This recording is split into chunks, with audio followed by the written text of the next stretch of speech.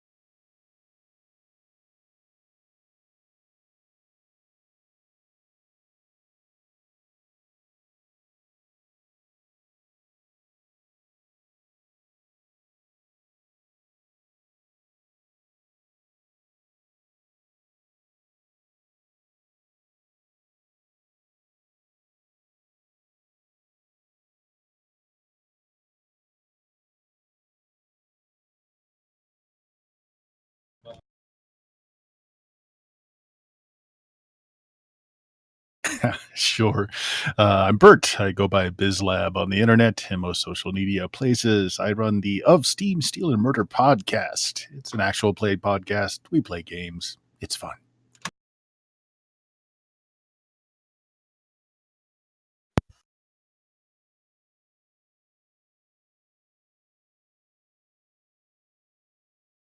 Sure.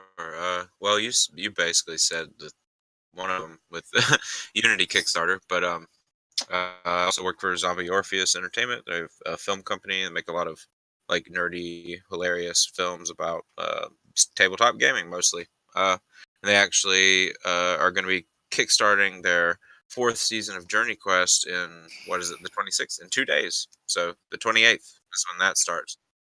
So yeah, definitely you can watch all first three seasons on YouTube. And other than that, I just post a bunch of memes and tabletop RPG news on Facebook and Twitter. Just look for Leopold the Just. You should find it there. Also work on D&D memes, but that's neither here nor there. Proceed.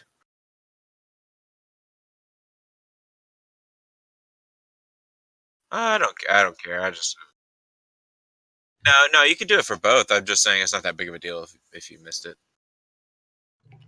Thanks, pal. You're a good guy. Don't kill me.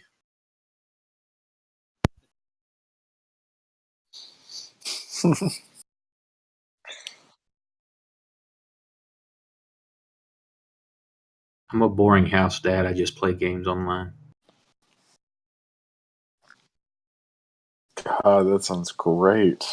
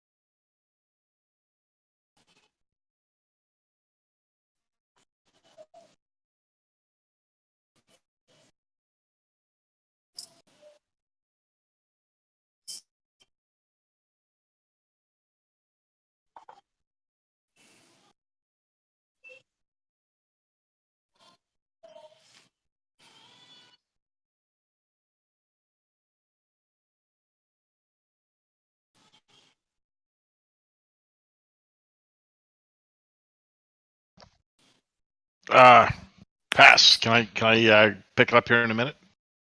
I'm still writing a little bit. All right.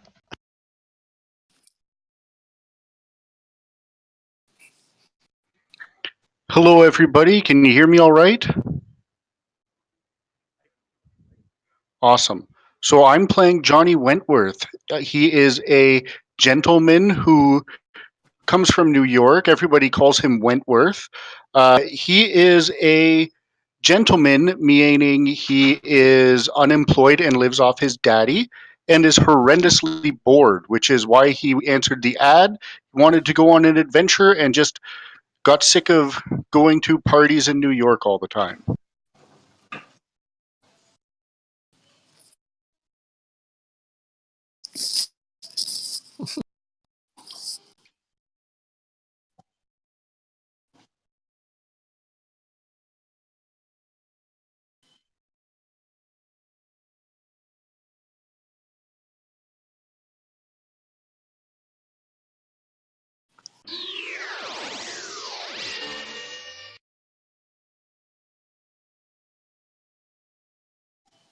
Throw some prime money at you.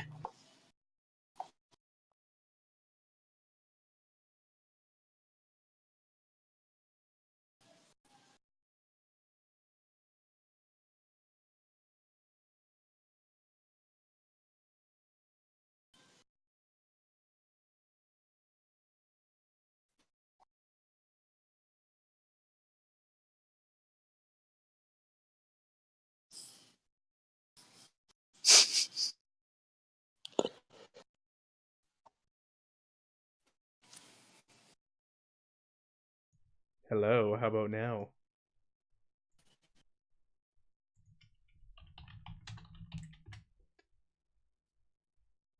Thank you for saving me. We didn't get that far in without people being able to hear me. I appreciate it. Let's turn that volume down a bit. How's that level? It was a little loud there at first. Coming through okay, nice and clear. 30-second delay. She's testing it now by hitting refresh. So just give it just a second. I didn't have my microphone hooked up. They heard all you guys, but they didn't hear me. Hey, we're playing Pulp Cthulhu, Masks of Nyarlathotep. We were while she's catching up, we were provided the modules by Fantasy Grounds. Thank you so much for your support. Please go and check out Fantasy Grounds Unity's Kickstarter, which is in the last 3 days. It is a fantastic program. It's a long time coming, and we appreciate them. And I'll put the link in the chat right now. There we go. That's really all the people on the stream missed. Yes. Thank you guys. How's the audio level? Is it okay? Did she give me a thumbs up?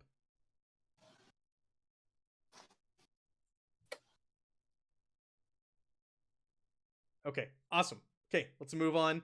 They heard you, Wentworth, so we don't need to worry about redoing you. Lieutenant Henry MacArthur, you're up. Tally-ho, gentlemen. I'm a former British officer who was commissioned in the battlefield. I fought Huns in the Great War. I hunted lions in Africa. Even the occasional tribesman who was running away from the Belgian Congo. Now I'm heading down to Peru to hunt the biggest game of all. You see, I've got this copy of The Lost World, the one by Charles Dickens. Not Charles Dickens. Who is it? Sir Arthur Conan Doyle. That's the one. I was gonna say Charles Dickens. And Did he? No. Sir Arthur Conan Doyle's The Lost World, and I'm convinced he was onto something. There's something down here that no one's ever hunted before, boys, and I'll be the first to bag it. Yes. All right, that takes us to Harrison Harmon. The name's Harrison. Just Harrison. After some trouble with some boys down in Chicago, using my last name brings about a bit of trouble sometimes. I'm taking this job because I'm a fair mechanic, good pilot and driver. I build things, good with my hands. Yeah. And is that why you are answering the call to Peru? I figure those boys in Chicago have a harder time tracking me down there. That's fair. That is fair. John Merrick, who are you, and why are you answering the call to Peru? The name's John Merrick. I'm a archaeologist by trade with interest in anthropology, cryptology, and more obscure texts dealing with the occult has recently caught my attention after some strange books I found in an old pyramid in Egypt. So I figure pyramids in Peru may hold something extra, and that's why I want to travel there to see what I can find. That's right. Charlie Peterson. Well, you see, been living life red hot since I was about 18. Been pissing some people off too, some pretty big people. So I'm down here in Peru, just laying low for a little while. May have figured this was a good reason to come on down here, see if I can't double the money I acquired.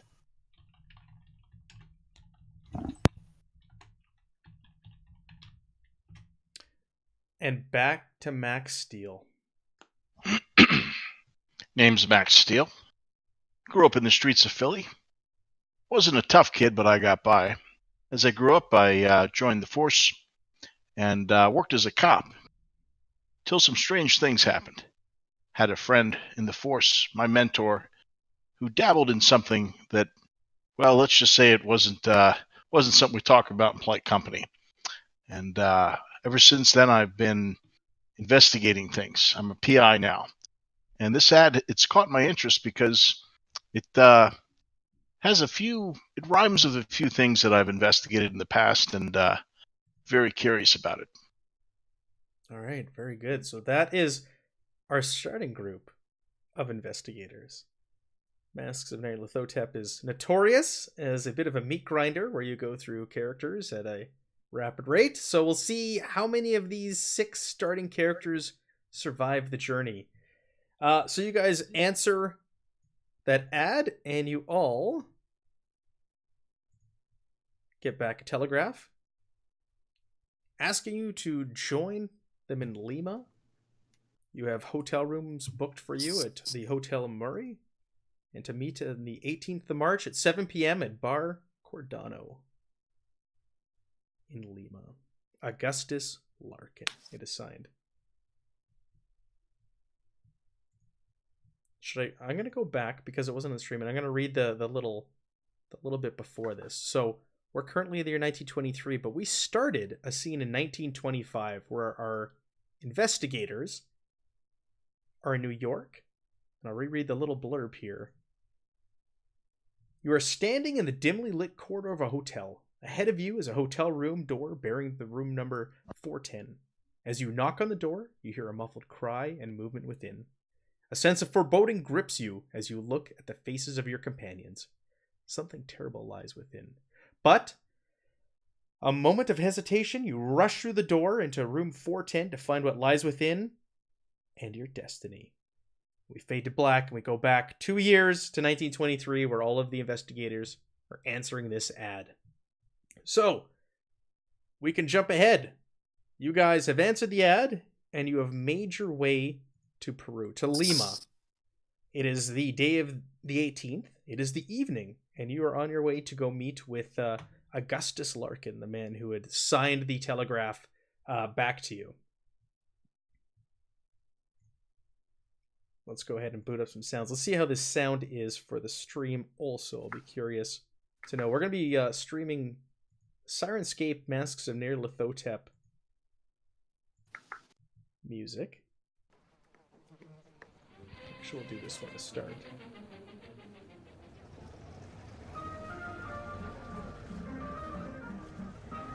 Let me know if that's too loud on the stream. I can decrease the volume. But there should be some background music playing. I see it on the levels. So you guys have arrived in Lima for your meeting at Bar Cardano with Augustus Larkin. You guys make your way through the streets of Lima. You don't really know each other at this point. You may have traveled on the plane together at the same time or on a train. on your way here, and you may have come up that you're here for the same purpose. But you definitely all bump into each other as you make your way to Bar Cordano at 7 p.m. on March 18th. You make your way to the door, and you tell the maitre d' why you are there, and he shows you over to a table where there are 3 men seated. Just going to switch over our sounds here. How's the sound level for everybody? Is it good? Yeah, it's fine. Excellent. So, the restaurant is simple but tastefully furnished, with wood paneling and fixtures, and a tiled floor. It seems to be a seafood joint. Everybody's working away at some fish or shrimp of some sort. You are shown to a table where there are 3 men sitting. As soon as you get near, the man in the middle stands up and welcomes the group of you. He says, "Ah, I am Augustus Larkin. Thank you so much for coming. You must be the ones who answered my ad. Thank you, thank you. Please have a seat. We'll have some dinner and we can discuss exactly what we are doing here." Sure, pal. How about some libations with that dinner? Yes, You of got course. some gin around here? Oh, of course. There's excellent drink here. We can definitely order you some. So Augustus is a pale, thin white man with greasy blonde hair and pale blue eyes. He's rather young looking, but despite his youth, his skin is like saggy and he has noticeable bags under his eyes. He wears a white linen suit, which is also baggy. It's like an indication that he's recently perhaps lost some weight. And he's just reeks of cologne. He's just bathed in it. And I'll show you a picture here of Augustus. So that's what he looks like. Deep set, sunken in, big black bags beneath his eyes. To his left is another man, who he introduces as...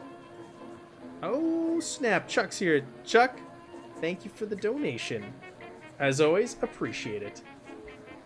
To his left, he introduces his personal aide, Luis de Mendoza. Luis is a gaunt man with pronounced cheekbones and deep-set, piercing blue eyes. He's just glaring at the group, and he doesn't say anything, doesn't really react.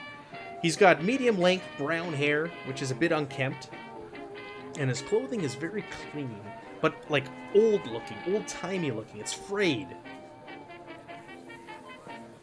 And he wears a large black brim hat, but it's currently sitting on the table next to him at the moment. Lastly, there is an African-American gentleman wearing a fedora and smoking a pipe to Augustus's right, who Augustus introduces as Hughes. And he says Hughes is here from New York. He's a folklorist, and he's also joining the expedition. And he's going to record anything that we may find on this journey.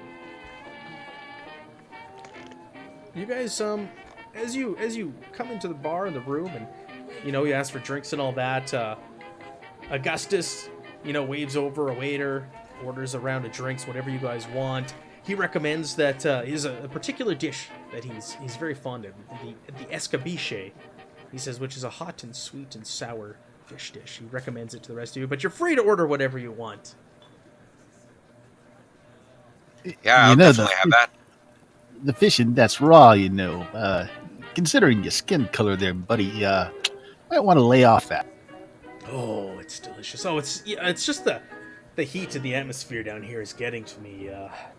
And he's kind of he's a little taken back by your comment that you made about his appearance. My character's just sort of chuckling off to the side. It's like, already off onto the right foot, I see. You guys, well, it's good to know that your employer is in good health, Yeah. Fair enough. Go ahead. Just a red everybody, wine you for can me, make me a psychology roll. Everybody at the table.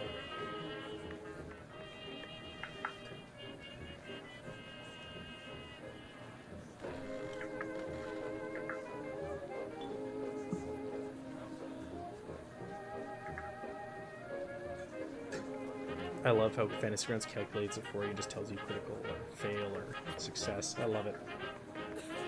Hard success. We got a critical success. First roll, critical success. I like this yeah, game. you rolled a 1. That's fantastic. So Johnny, or we'll just call you Wentworth. Wentworth and Charlie, you guys pick up that there's a little bit of tension between Hughes. His name is Jesse Hughes. Jesse Hughes and De Mendoza, Luis De Mendoza, the personal aide. Mendoza is just like kind of glaring at Hughes the whole time, and just has a very unimpressed look on his face the whole time they're at the table. He doesn't speak, he doesn't say anything, but he's just glaring at the man across the table from him. So the two of you pick up on that. Something's a little off here between the two of them. Yeah, I'm basically not gonna let them out of my sight. Really, as soon as my character realizes that, and make sure all of my belongings are tucked down deep into my pockets. Accounted for in the mean streets of Lima. Yeah. So Larkin, I'm just going to keep myself away from him a bit. Sure. So your food comes, your drinks arrive, and Larkin is very engaging the whole time. He thanks all of you for coming. He hopes that your travel here wasn't too arduous and it was without issue. He again goes over why the two men are there, even though he previously introduced them. He seems like he's a little short on memory, maybe. So he reintroduces the men, and Jesse points out Jesse Hughes. Oh, you've already introduced us, Augustus. Oh, right. Sorry. So over a pleasant dinner, despite the frosty atmosphere between De Mendoza and Hughes, Larkin gets into his plan. So he says, so we're going to go up to the highlands. And we're going to locate a site of a lost pyramid and recover some valuable artifacts. Valuable, eh? Yeah. I think they're of great value. I think we've got a good opportunity here. Listen, I bought a few interesting items from an alpaca farmer near Puno, who claims his grandfather recovered them from tunnels beneath a pyramid high in the mountains. Now, they say nobody ever returned to the site because of superstitious fear, but told his family where the treasures were in the tunnels. And see, this is why Jesse's here. There's a lot of superstition with the locals there, so we have, a folklorist to come with us. The farmer could not give the precise location of the site, but I've done quite a bit of research, and I believe I've narrowed it down to a viable location, and that's where all of you come in. So, I'm gonna go ahead and get something out of the way first here. Mm-hmm. I got a bit of cabbage on me, alright? And so, I know expeditions like these can get a little expensive. So, I was wondering, you need somebody to help fund this thing. I got some wealth I can liquidate, so to speak. Well, we're not really looking for investors, per se, but I appreciate the offer. It's Charlie, right? Yeah, Charlie. Right. Listen, basically what I'm saying is, we need a mule, I'll get the mule, you know? Good to know. A man of your talents is very important. So I'm glad you're here. How the hell you know what my talents are? Oh, you just told me. Oh, money. Yeah, got it. Sorry. He's a little confused by this. Everybody go ahead and make me another psychology test. This is just going to be a regular test again. Since we're making this a second time, how do I do that? I understand how to roll for like my firearms. Yep. Right there on my thing. So it's on the skills tab, and you just double click on the word psychology. Double click. Nope, it just brought up click the numbers instead. The number, like the big number in the big box. Just double click that. Yeah, it took me a second to figure out too. Got it. Okay. Perfect roll. Excellent. Hard fumble. So And everybody who passed, don't forget to check the little box next to your psychology skill, because you can test to improve that at the end of the session. So who all passed this time? Let's see here. Anybody? Well, I passed before, so I should have checked it in then, correct? Yeah. Max. So passed. Max, you passed. Max, you know, being a private investigator, you're really good at reading people and kind of seeing through bullshit. And the story about a farmer, it seems to have a few holes in it. And, like, personally, you're not really convinced about this backstory on how he came to find out and know about this pyramid. So, what exactly did he say about the farmer? He said that he met an alpaca farmer whose grandfather recovered some items from a tunnel beneath a pyramid high in the mountains. But the grandfather never went back. He was too superstitious. He just told others of it. And that's how he's come to learn of this pyramid and these treasures that he wants to set out. This is Larkin that's telling us this, right? Yes, Augustus Larkin. Mr. Larkin, you say the farmer found these on his land? No. His grandfather found them in tunnels underneath a pyramid. Oh. Well, and the farmer told you? Yeah. His name was Ernesto Molo. His grandfather found these items. Yeah. Oh, What was the he says, grandfather's "Oh, these items." Speaking of which, and all of a sudden, from underneath the table, he pulls out two objects wrapped up in handkerchiefs, and he unravels and opens up the first one. And he goes, "Oh, this is the first item I bought from the farmer."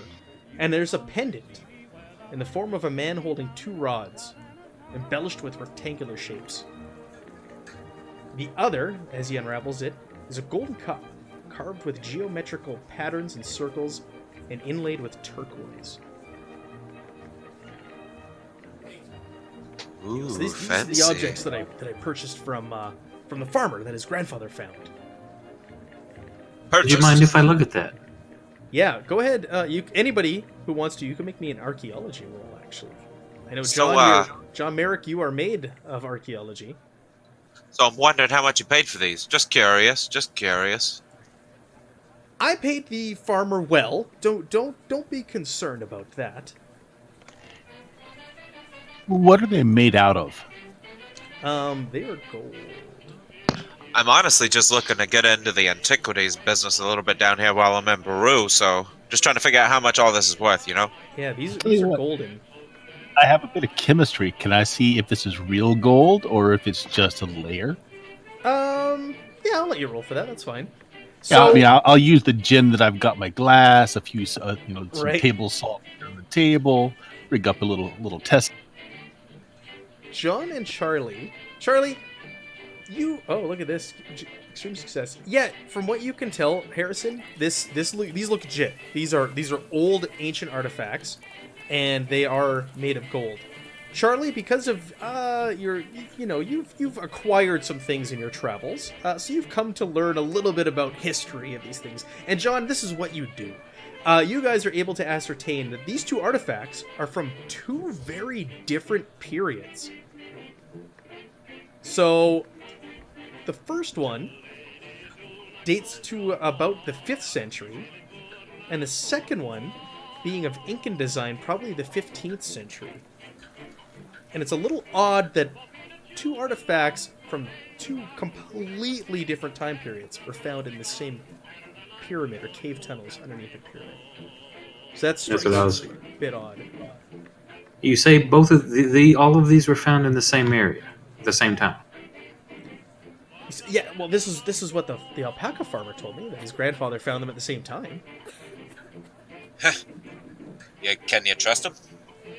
Well, my research leads me to believe that there is such a tunnel system and such a pyramid. And look at these. You can't argue with these. Oh, they're very authentic, but the time frames did not fit. So he either did not find them at the same place, or maybe he was sold a bill of goods that aren't quite accurate. Well, I don't know what to tell you. The whole situation seems to be all good luck. I just happened to bump into this farmer, and he happened to have these items that tell me this story, and really nobody else has gone near there because there's so much superstition surrounding this site. I don't know what to Fellas, tell he's a you. pure gold, so does it really matter much? Right, see? So- Points to Harrison. He goes, this gentleman has the right idea. So you're telling me there's some wacky stuff kind of going on around these things? Well, that's what they claim. The locals, it's all malarkey. Did he tell you any know? of the superstitious tales? I don't know. You never know, you know? That's all I'm saying. Ghosts might be real, it might not. You never know. Ghosts? That's preposterous. Right, Hughes? And he turns to Jesse Hughes to his right, and Hughes just kind of chuckles. Hey, you ever been to a seance? I have not, says Larkin. That is ridiculous. Do you happen to have any of these tales of these superstitions of the area? There's rumor of vampires, he says kind of with disdain. What? Okay, that's silly. He goes, what do the locals call them, Hughes? And Jesse Hughes kind of sits up and he takes a puff from the pipe in the corner of his mouth and he goes, yes, the locals, they speak of Karisi, vampiric monsters from local folklore that suck the body fat from people. And he sits back in his chair and just kind of puffs away his pipe. He seems very, very, unaffected by this knowledge, and it's very blasé to him. My ex-wife should visit one of them. I was going to say there's some women in Philly that could go for that as well. Ouch. So at the talk of vampires, MacArthur is going to ask Hughes, Hughes is the one who talked about them, right? Yes, Jesse Hughes, the African American gentleman to his right. I say, old sport, tell me, do the locals have any information on what sort of things would be necessary to kill one of those? Karisi. He just kind of, there's like a half smile in the corner of his mouth, and he puffs away at his pipe and goes, "They don't exist, friend. I've done plenty of research in these things, and it's just superstition." Oh, well, if you say so, I'd rather be prepared than not. Still. So, with that, Augustus kind of butts back in. So is there anything else you're interested in? We're gonna leave in a few days' time. It's currently the 18th, and he says we're gonna leave the morning of Monday, March 21st. Meet me at 8 a.m. at the Hotel España. That's where myself and Mendoza are staying. Sounds good. Yeah. Now listen. Yeah. Listen, if this is a bit of flam, I'm gonna have to let you know. I don't mind putting a bullet in a man. All right? Okay, that's a bit forward, but yeah, you all have your own talents, so hopefully it doesn't come to that. Came all this way, maybe I can taste one of these alpaca things they're farming down here. It's an alpaca. Yes, I've never eaten one myself, but perhaps the locals cook up the meat. He says, if you need any supplies, I will go ahead and foot the bill for you. I'll reimburse you. So go ahead, you buy whatever you need here in Waiter, town, bottle of this gin, please. and produce receipts, and I will cover the tab for you. So yeah, Harrison orders a full bottle of gin, and the waiter scuttles off, and in a little while, it slams down a bottle of gin. Augustus looks a little unimpressed, but he shrugs. He goes, "Well, you're one of my drivers, aren't you? I've hired 3 trucks and a couple drivers to take us to the city of Puno on the shores of Lake Titicaca." Pour myself another gin and tonic. That's it. Look here. I'm not usually a drinking man, and I'm certainly not a drunk. But you got certain insects in this part of the world where this gin and tonic here is going to come in mighty helpful for. I suggest you all drink up. Yeah, he's kind of sweating, and he's like, he was noticeably pale when you came in, and his suit's all loose, and he just kind of like adjusts the collar and goes, yeah, insects, he says. I'll take a bit of the giggle juice myself. He takes a shot as well. When in Rome. Where You got the any road? whiskey? No whiskey, eh? Yes, the waiting Not- for we're whiskey. not There's no wrong, whiskey by down the in Peru at least in Lima right now. All Mostly It's just quinine friends. that helps, but you need a little chaser. That's what the gin's for. Alrighty then. He adds that it'll be a 3 days journey to Puno. So ensure that you are prepared for it. That's what I'm saying. You guys need anything, come to me. You let me know. Are you providing supplies? Well, let's just say I got a bit of cash on me, and I don't mind helping fund this expedition because I'm a bit of a gambling man, but I think the odds are in our favor on this. Hey, Well, friend, Mr. you don't got... Larkin, you're the one that's hiring us, right? Are you providing us supplies? Oh no, just offering. No, but Mr. Larkin, you're hiring us, right, sir? That is correct. What are we getting paid? Just not that I'm, but some of us were not born into wealth.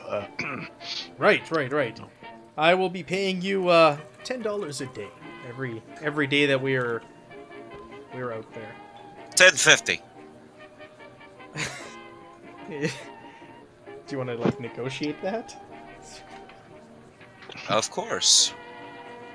That would be our most appropriate skill. Let's see here. Persuade! Would you like to persuade? Oh, I'm very bad at it. Larkin.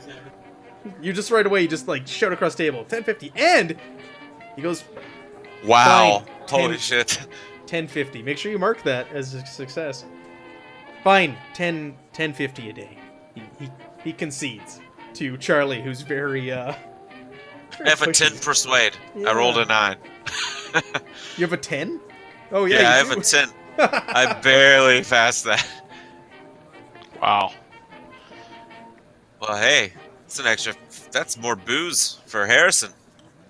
As you guys finish your dinner, he's getting like, you can see he's a little bit uncomfortable, and he goes, I've picked up a bug while I've been down here, and I think I'm going to call it an early night. You gentlemen don't mind if I excuse myself? Go right ahead. Not at all. Where can we get in touch in the next few days if we need to ask Oh. any other questions? Like I said, myself and Mendoza are staying at the Hotel España. Oh, right. We'll find you there then. You're at the Thank you. Hotel Maury, is where he's put you up. So, Johnny, you ain't got any kin from Chicago, do you?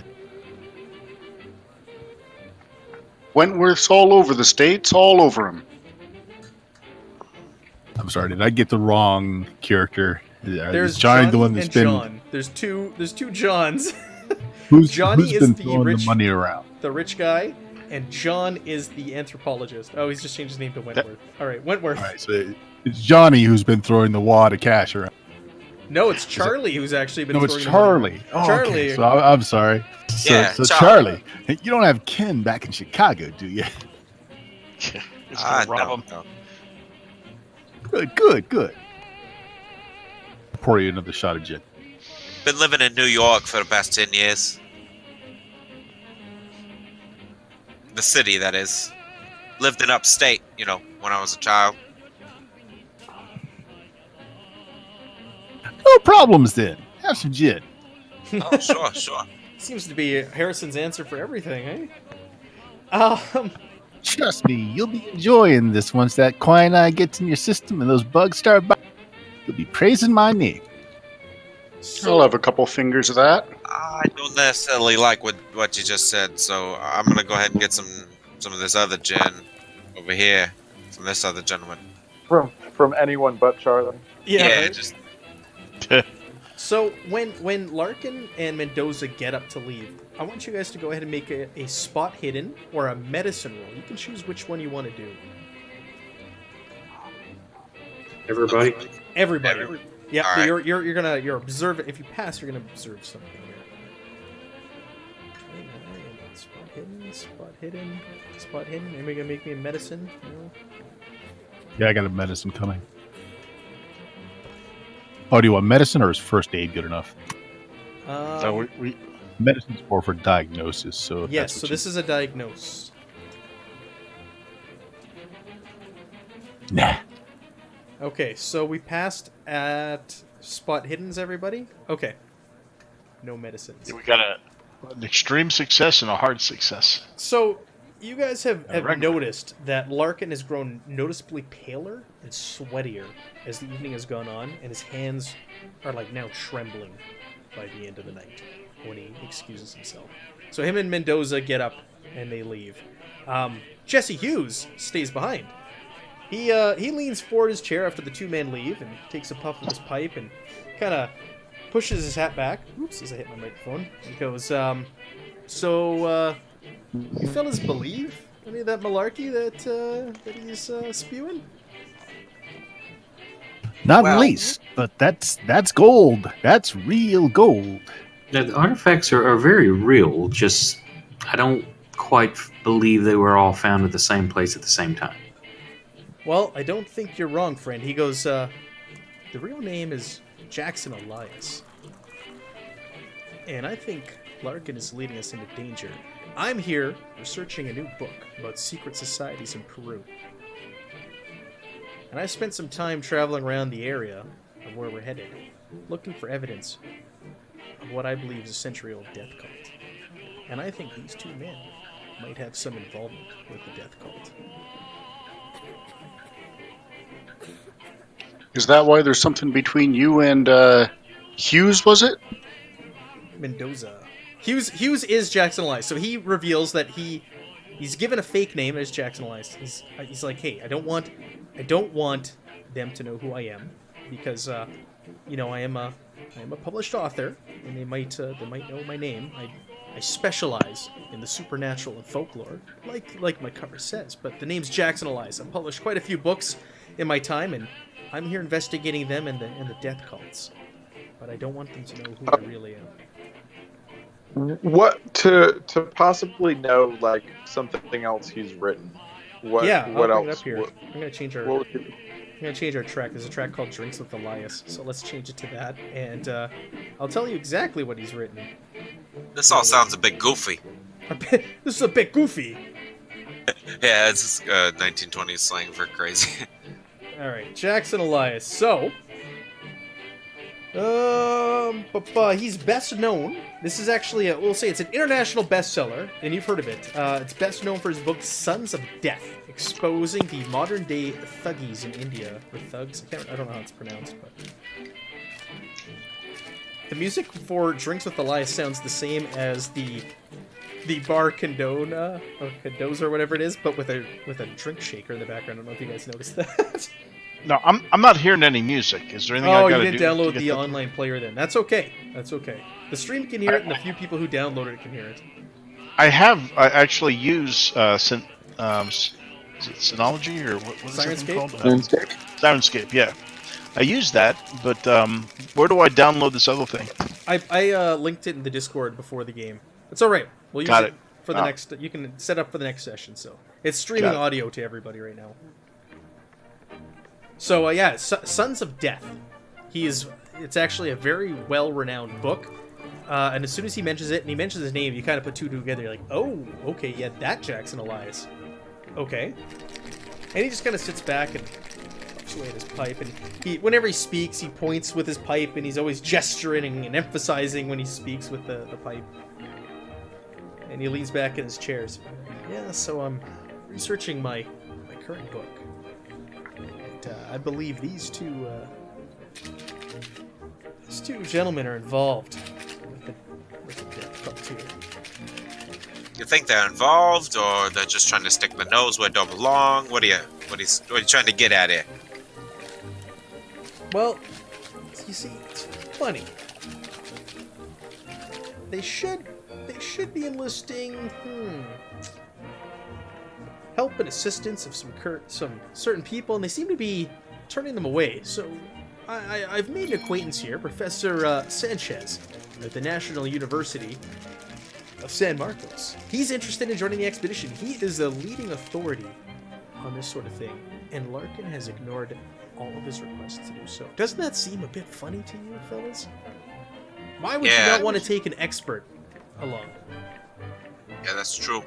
Well, if he's attempting to plunder, you wouldn't want an expert along, I'd imagine. Well, that's one of Sanchez's concerns. So, there's no law in Peru stopping foreigners from taking antiquities out of the country. Which is why I'm here, to be honest. Yeah. Well, so I think these gentlemen are part of this cult, and I've also been warned by the people in Peru that Mendoza there is one of those Parisi, those vampires. The ones you said didn't exist, old sport. Well, I still don't think they exist. I think the whole thing is hogwash. But they've got all kinds of legends that these things date back to the arrival of the conquistadors in the 16th century. But I don't believe it. I've not seen anything to lead me to believe it. And he gestures with his pipe. He whirls it around in a circle. A vampire. So you're telling me you think the guy we're talking to earlier is a bit nefarious and not just some boob? I think that's correct. I think there's more going on here than he's leading on. And I think he's leading us into danger. Listen, those locals, he tried convincing some of them to go explore the pyramid. And nobody would accompany him. That's why he's now recruiting foreigners like you guys to go on this expedition.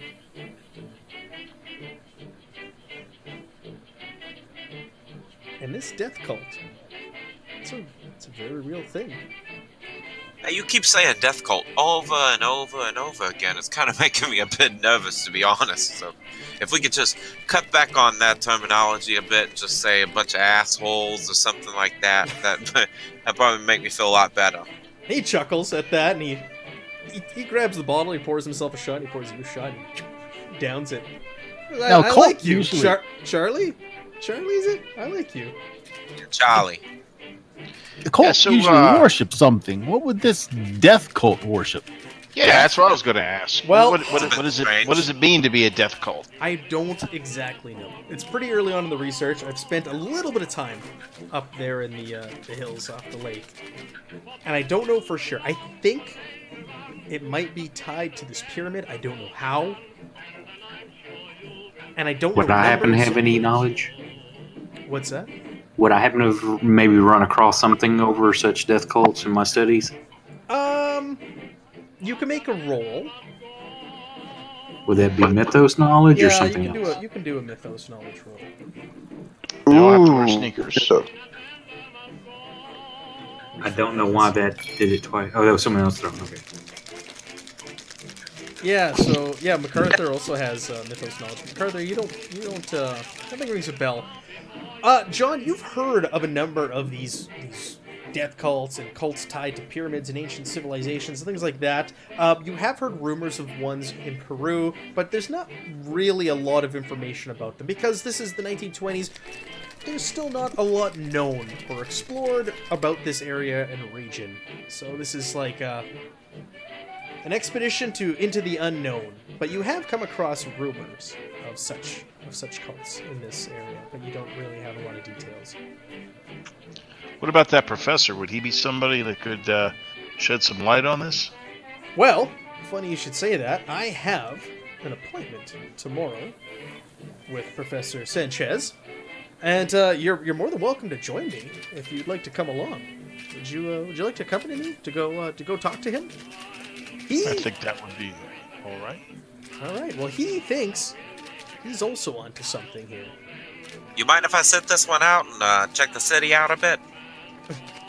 I'm with you, pal. All right. We need to gear up too, right? Yeah, definitely. I could probably pick up a little bit of ammo, you know? Right to the ammo. We're talking about vampires and shit. And cult members and shit. I need ammo. Yeah, definitely. Yeah, that Perhaps sounds like some a good garlic idea. and a I'll be joining. crucifix would help. Would A crucifix would there 'cause it's a vampire. Yeah, bring Would- all that stuff you want. would there be a specific knowledge for like just generally all of the things you want to not to deal with vampires? Because like while that may be common knowledge for us now, like in the Well- 1920s, I feel like unless you've read Dracula, maybe not. How about specifically Peruvian vampire? This is a very specific vampire. So I will let you do I see there's a another separate skill myth- for a cult. Would that be better to roll than Cthulhu Mythos? No, or this is gonna be tied to the mythos also. This would take a mythos rule. So, if we want to know about these vampires, If you want to see mythos if you, roll? yeah, if you come across this in your journeys or you've read something, be a mythos roll. Damn. Nope. All right. Well, then I give Mr. Peterson a list with garlic, crucifixes, and wooden stakes. And a mirror, and preferably a handheld. That way we can identify any vampires should we come across. I believe mirrors and holy water may be useful as well. Jackson Elias just kind of chuckles and takes another drink. He goes, fellas, I told you, there's no vampires. Yeah. They're Well, they're fat vampires. We should get a couple bricks of lard to throw at them. That's right. They Buy say butter. they suck fat. They suck the fat out of you. He chuckles. well, this is getting really weird by the minute here. Well,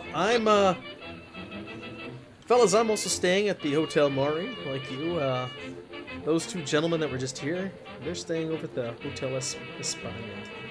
I don't know if you want to take a closer look on those two or not. Otherwise, I will see the group of you tomorrow at the university. You know any Oh. local watering holes around here? Any Yeah. gin joints? Sorry. I've just been frequenting this place. It's right by our hotel. I can join you there, Charlie. I even speak a bit of Spanish. Oh yeah, that's definitely fantastic because I only know English and I don't know it so good, you know. Anybody interested in nosing around España and seeing if we can turn anything up about these two? I'll go with you. Are there any local libraries or anything like that? There would be. You ask around in the restaurant, or I guess you ask Wentworth to speak some Spanish on your behalf, and ask the waiter. Sure. I mean, I Local could probably get library kind and- of close with my Latin, but not as eloquent. Yeah. A little different. It's all romance. Right? Yeah. Roots. Just get the root words down. You'll be able to communicate very clearly. So they tell you that the University of San Marcos, is the best place for that.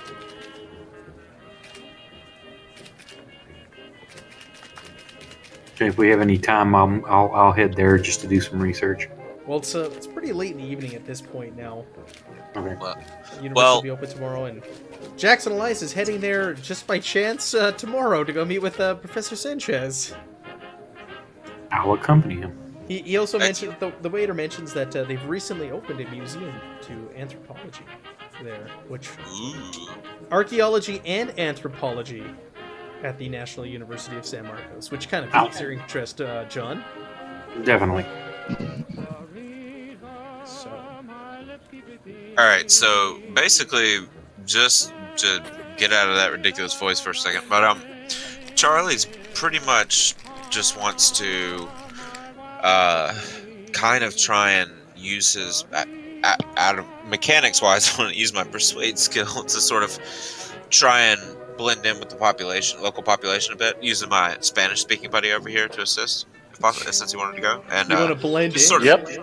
now blend in and like go drinking with them, like go find the Okay. local watering hole, like local Peruvian watering hole, and drink there and ask them about vampires and shit. Blend You in know, Lima. just trying to Yeah, be one of those weirdos who just ask them about death and stuff. Hey, let me buy a drink. Hey, while you're enjoying that drink, what do you know about local vampires?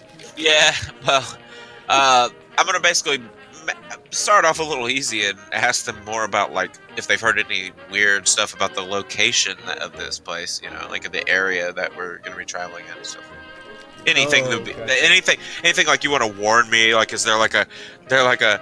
Peruvian gang that hangs out in the trees that like shoots you with poison darts or something that we need to know about? Sure. So yeah, Wentworth, he's just chatting it up with the locals because he's very fluent in Spanish, and you know, when he speaks, there's hardly any accent. He's gone to the finest schools and taught by the best educators, and I just made a check on Spanish, by the way. and yeah, that's passed it. why. Exactly. That's where I'm going with this, Wentworth. So you're chatting with the locals, and you find you learn of a little watering hole, little cantina around the corner that the locals frequent. That you can head over to and maybe chat with some folks to get some further information. Yeah, I can even try and persuade him into telling us where we're going. You're going to Lake Titicaca. Yeah, they can tell me what they know about the place, and All right. So yeah, do you guys all want to head to this watering hole and keep drinking and get some more information from the locals? Yeah, pick up a carton of smokes. Yeah, sure. Use that to leverage out some conversation. Anybody else wanted to head over and check out the hotel? Yeah, I was going to join you. MacArthur's going to join you for that. Okay. Is MacArthur the thief? No, he's the guy with the pith hat. He's the big game hunter. Oh, okay, good. Alright. Just a tracker. Let me ask you this, What's the MacArthur. Are you carrying your big rifle, your big Lee Enfield around with you, or what's 'cause most of these... Go ahead. Well, drinking and take it apart. So it's currently there, disassembled. Though, I will take it with me when we are going down the mean streets of Lima at night. But no, it wasn't just like sitting there ready at that. Okay, no, I just wanted moment to ask, 'cause I know you someone have a very noticeable weapon, and so does Wentworth. He's got a shotgun. Everybody else, I believe, carries a handgun on them. Yeah. So, Gotta be like, it's all discreet. concealable weapons. So, Wentworth also, what do you've got a 12-gauge shotgun or something like that. What do you do with this thing? Like, how, you're not just carrying it around in the open because you'd be asked to leave. no, I've got a nice fancy gun bag on. It sits across my shoulder. Okay. It's all closed up in there. Looks reasonably. This is my emotional support gun. Right? Walking on shotguns and Lee Enfield rifles. Nothing to see here, people. Nothing to see here. Okay. So do we want to... Do you guys want to split into two different groups and do these sections separately? The party. What's that? Sure. Sure. You're breaking up a bit, MacArthur. Yeah, it might. Sometimes it might help to like leave the Discord channel and rejoin it real quick. I don't know. It could also be It's just a Fantasy Grounds suggestion. taking a toll on your computer. It can be a bit taxing sometimes. Does this improve it at all? Yes, 100%. Yeah, that's much better. Good. No, I was saying let's split this part. Yes. All right. Who's going insane/dying tonight? So We're just hanging out in Lima. No big deal. We're not in the jungle yet. in Lima with rumor of vampires. It's all right. And I have a gun. So we'll hop over to the cantina at first. So what? Who goes there? Wentworth, Harrison, and Charlie. That's what I believe. Yes. One of the things I want to accomplish is talking to some of the local laborers and see what they think of Larkin. Since Okay. we were told that they won't let themselves be hired by him, I want to see what kind of name he's got. We need to get a few drinks in him first. And a So few smokes. it was That's why I the bought a few locals. cartons. It was the locals 3 days from here who wouldn't work with him. Where you guys are Uh, located? Right, but this is one of the larger cities, right? So It some of is. them Oh, may yeah, be you're in here. Lima. Yeah. Okay. So we'll cut over to the cantina. You guys go to this like seedy little watering hole. There's just like dim lights. It's a hive of activity. It's super rowdy. The three of you walk in. 3 gringos walk in. And the whole place kind of goes silent and looks at the group of you. You know, you stroll in. And everybody's kind of saying things. They're shouting some. how many people? Oh, there's probably like 30 to 40 people in here. It's packed. And hey, the drinks are flowing. Guys are intoxicated. They're kind of pushing each other around and things like that.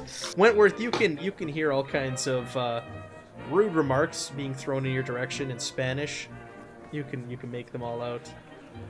Hey, Wentworth. Guys, we're not too popular here, eh? Hey, Wentworth, I got a question. Yeah.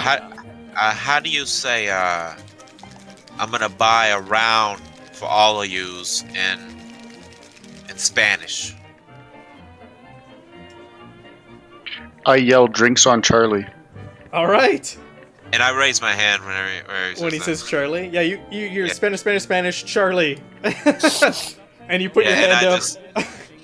And I just walk over to the bar You and slap down. get him, slap down like a $10 bill. I was gonna say, what's your American $10 bill. An American $10 bill. Oh, your daily spending limit is $50. You're like more than fine. You're well within your limits.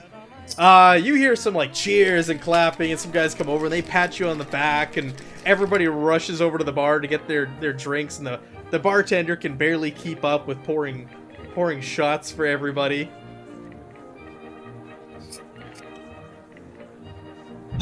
Well, that worked. The mood has suddenly changed towards the three of you, but people still kind of give you your distance. You guys are now standing at the bar, and nobody's really approaching you or anything. You hear some shouts from time to time. Wentworth in Spanish. People are like asking for another round or get us another one. I lean in over to Wentworth and I say, I'm gonna go. I've played cards with a bunch of Spanish-speaking folks in my past, so I know you don't really need to be able to communicate to play cards too well. So I'm gonna go start up a game of cards somewhere. You do the asking, and you come back with the intel. All right? Sounds good to me. You need any money? You let me know. You gotta butter some fingers, grease some palms. You know what I mean? I'll hook you up. How do we get our spending limit? I should have calculated it for you. Mine's just real. Oh, absurd. yours is blank. You're broke. No, he's the richest of all of you. He's got like a Really? 90. I thought I was rich. I think he's got a 90 in his credit rating. No, 70.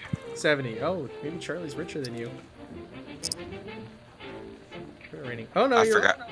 You're 65. I think you're supposed to be 60. You are the richest of the crew. But we can calculate that after. You're also going to have a very high daily spending limit. I think it's 5 times your credit rating, I believe, is how it's calculated.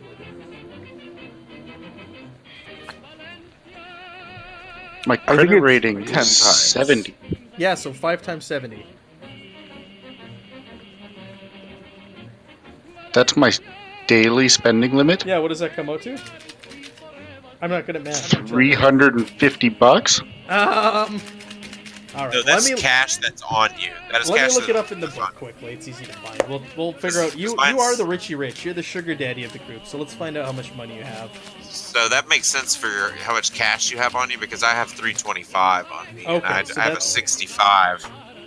All right. So that's the amount of spending. That's the actual amount of money in your pocket right now. Well, I am $10 poorer. All right. So yes, your cash. Oh, so your cash is 5 times your credit rating. Your spending, or sorry, your assets is your credit rating times 500. And oh, your daily spending is going to be the same as $50 a day, which is a lot in 1920s. Charlie, it looks like I can actually keep up with you here. Oh, $50 excellent. a day. Yeah, I just was slinging cash around because I basically just ripped off a casino and fled to Peru. So I'm just like, I don't know. I don't even care. My character has no attachment to this money in his pocket. Yeah, and like I was telling these guys at Character Crush, I don't know if I mentioned it to you or not, Wentworth, when we made your character, but as long as you stay under your spending level, you don't need to take that money off your cash. You're living within your means for the day, so you're fine as long as you stay under $50. If you go over $50, then it needs to start coming out of your cash that you have in your pocket. I'm glad you said that because I just took 10 off of my cash, but I remember that now. Charlie, you don't need to do it. You're doing fine, even after buying bottles of booze in Excellent. shady places. I'm gonna walk up to the bar and ask for the nicest bottle of whatever they got. Yeah. The bartender grins and he produces a bottle of rum that he slams down. Some dark rum. He goes, "Oh, this is very good, friend. Very, very good rum. Very expensive.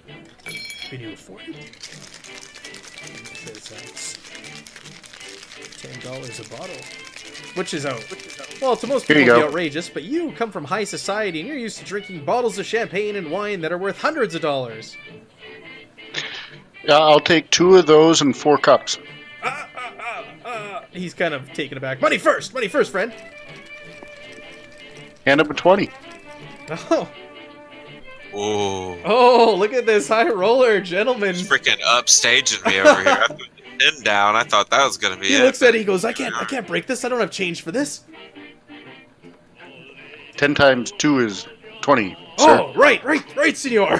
He scuttles off and gets 2 bottles of He was rum just and so blown away, forgot slams math. them down Basic math for a second. and 3 cups. 3 slightly dirty cups. Glasses.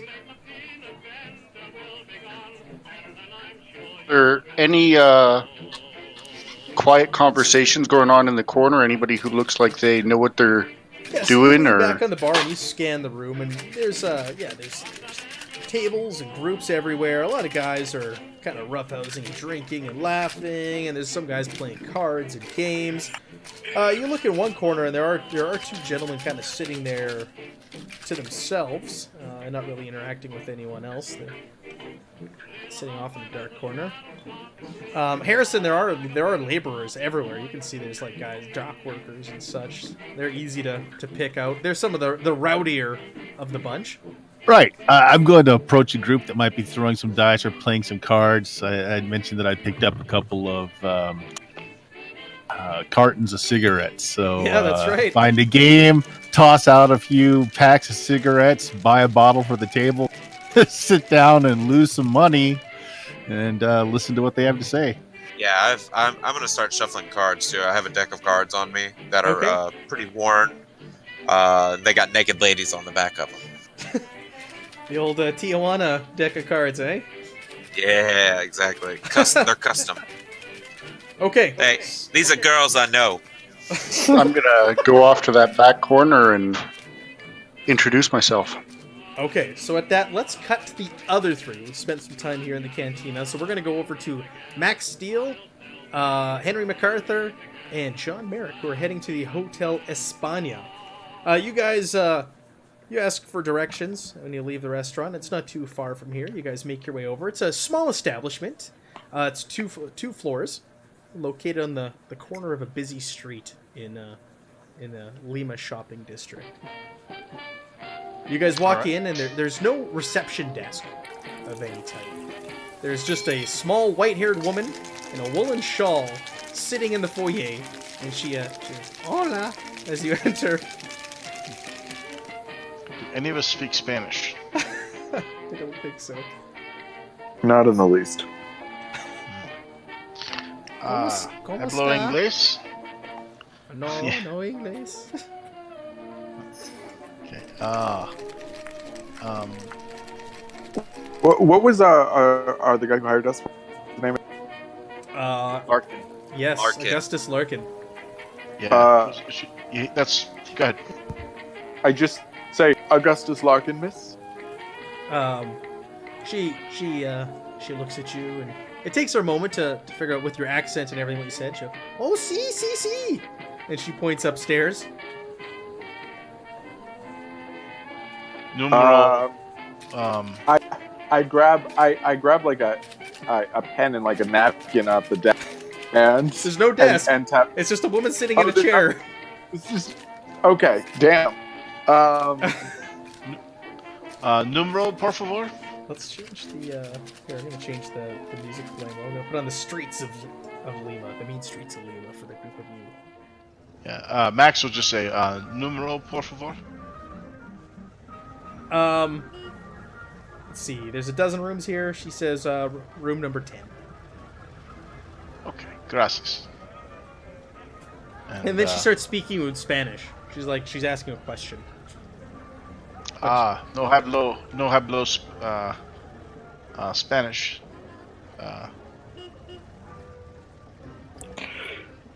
Okay. And then he'll hold up his fingers and make the sign of just a little bit. Just a little bit. With Piquito? an apologetic grin, and he'll kind of raise his hands up and his shoulders, and and then he'll pause and say, "Senor Larkin, in?" He'll point upstairs. She shakes her head. See? See? Gracias. Okay. So what room number did she say? Room 10. Room 10. Okay. All right. Yeah. Which is up on the second floor. There's a staircase. You see is. So what? like a foyer. What? How would you describe this hotel? Is it a ritzy hotel? Is it I was just going to read your description. Funny you should ask that, Max Steel. Okay. The interior of the hotel is decorated in an eccentric manner, with its walls painted in bright primary colors and covered with paintings and photographs. The common areas are filled with an eclectic selection of statues, plants, and artworks.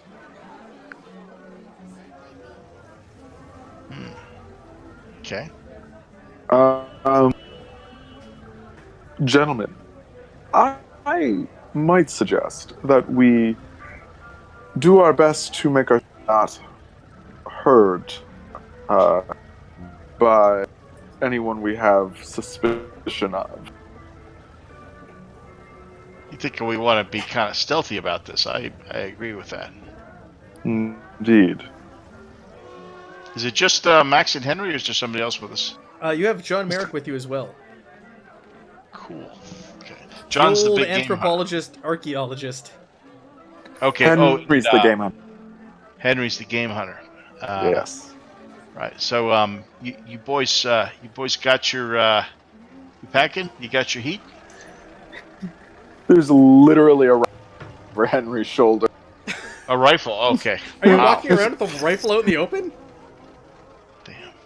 Are you, Henry? I mean, it's the 1920s in Peru. I don't assume there are guns. If you're walking around with a rifle, it's a different story. Well, fair enough. The old woman all right, sees well, it, and she'll point out, no, policia.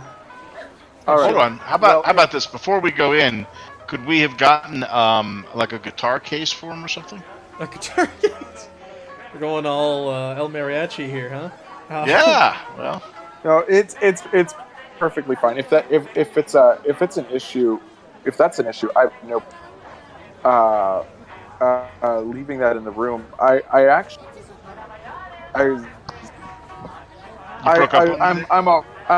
all right in a fist fight. I leave my rifle in my hotel room. So before Henry's we go. going fisticuffs. Okay. All right. When you say that, Max will slip his hand into his crumpled suit pocket, and he's gonna pull out something shiny and say, "You got one of these?" And he's got a set of brass knuckles in his hand. Oh no, old sport! I prefer to fight the Queen's way with honor. They should shrug and say, oh, "Suit yourself." How about you, Johnny? You packing?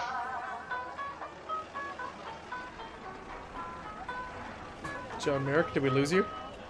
He said Johnny. I thought that was the other Oh, one. sorry, No. John. John, you packing? I have a small pistol. Yes. All right. So let's try not to use them, but there's something shifty about these guys. But I kind of want to get my $10 a day. Note to Henry, you might want to acquire a pistol before you leave Lima. I hope not to use it, but I understand foreign lands, you need to protect yourself. So what we need here, boys, is maybe a distraction to get them out of the room so we could have a look around. Any thoughts on what that could be? The problem, Mr. Steele, is that any distraction that involved any of us is going to. Well, they've met us, obviously. Though, are there windows to this where on the second? There are windows, and there's the actually hallway? like French doors with balconies on each of the Yeah. rooms. And are there potted plants? Sure, there's potted plants everywhere. Fantastic.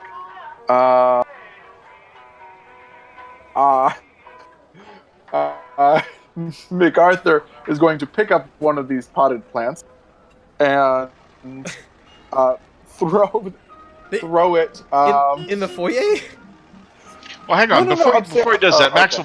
Max is going to put his hand on your. Say, well, The old lady's like, Listen, "Whoa, what's going on? Senor, no! All right.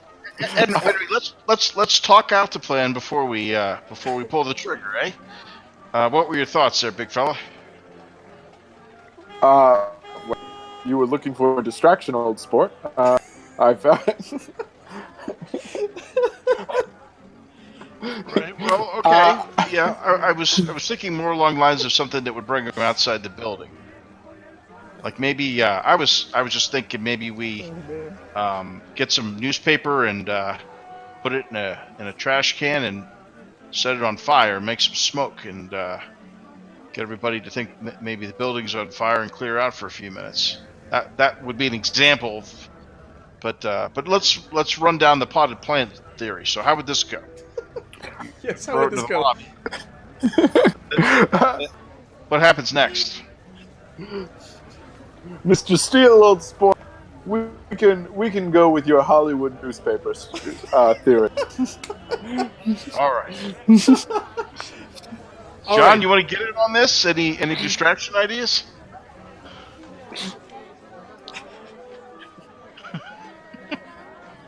John Merrick? No? No. Okay. So, I'll let you guys gather your things to roll out your plan, and I'm going to jump back to the cantina now, because you guys have had the spotlight for a little while. So let's go back there. We've got Johnny Wentworth, who's going to go speak to some gentlemen in a shady corner. And we've got Harrison and Charlie, who are you guys going to separate tables? You're going to the same table and honing up to a game of cards or dominoes or whatever it is that's being played.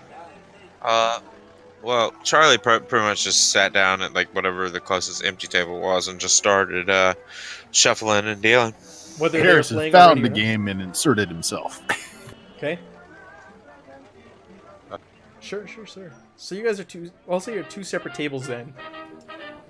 Well, I basically my plan was to try and get Wentworth to sort of, go around and talk to people and stuff while I was just dealing cards, and then I might be able to just get some natural conversation out of them. Gotcha. In my card game as well. Just sort of separate, split up, sort of. Sure. Who took the bottles of rum?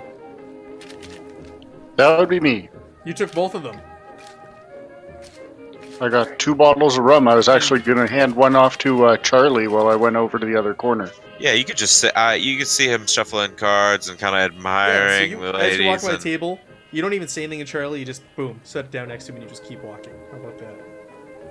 Yep. Charlie nods. Are there any fine young ladies here at this establishment this evening? There are some ladies, but I don't know if I would say they're fine and young. They look to be, if you could guess, they were most likely ladies of the night hanging out in establishments such as these. Excellent. So I'll be it's not hitting the that most up later. reputable place that you're currently at. You're gonna need more than Charlie's gotten some snatch from some strange places before.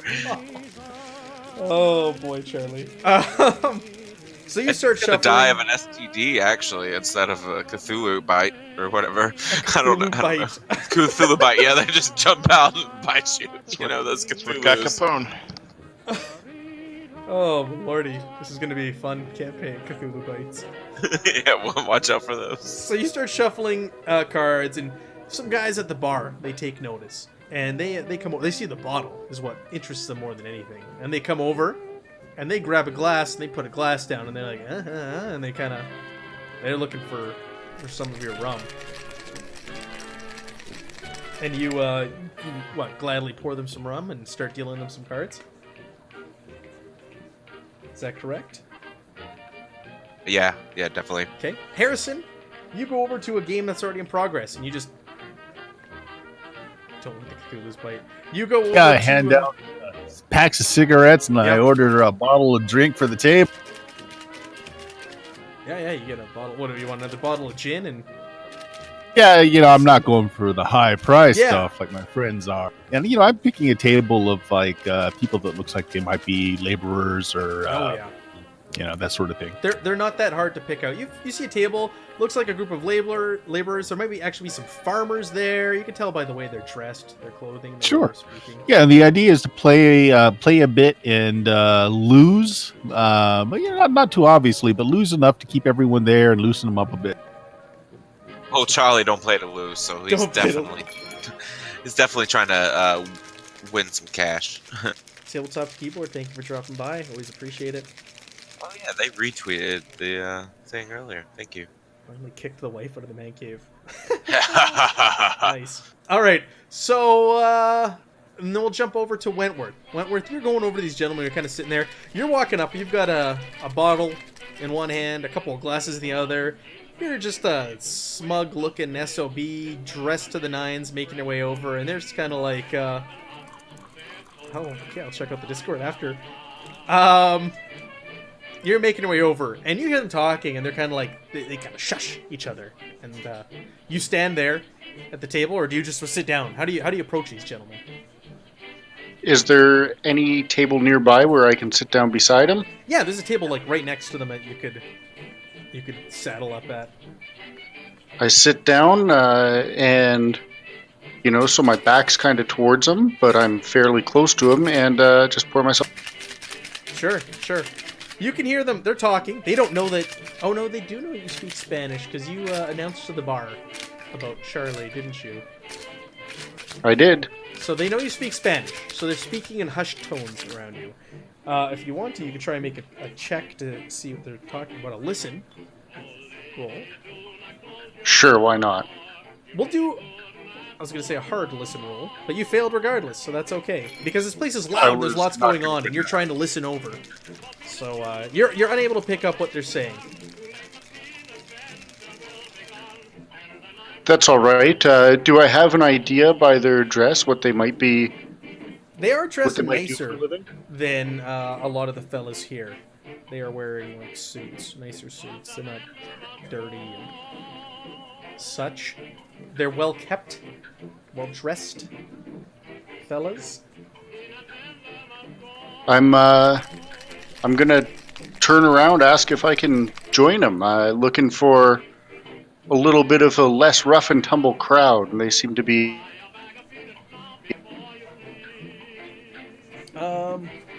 Yeah, they're a little taken aback by that. Why don't you Oh, how are we gonna convince these guys? You wanna charm Persuade? them for me? Persuade, persuade, charm, whichever. Both work.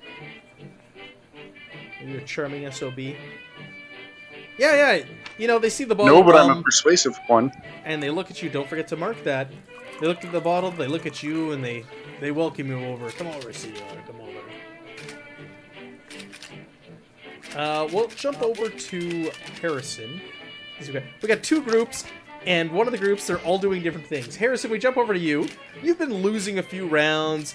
The guys are starting to get quite friendly with you because you're passing out your smokes. You're losing your smokes to these guys, so they like you. They like you being here.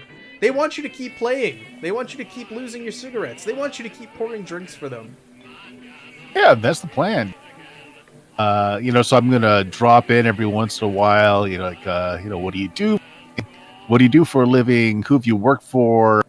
And then at some point, drop the name Larkin to see if anybody recognizes it. What does he do? All in English, right? Yeah, I don't speak anything else.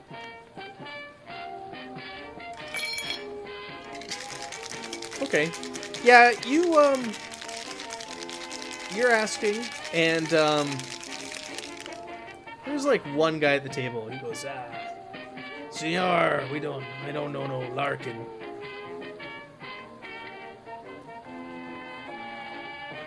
It's a shame. It's a shame. He just hired a bunch of us. I'd like to know something about my employer, you know?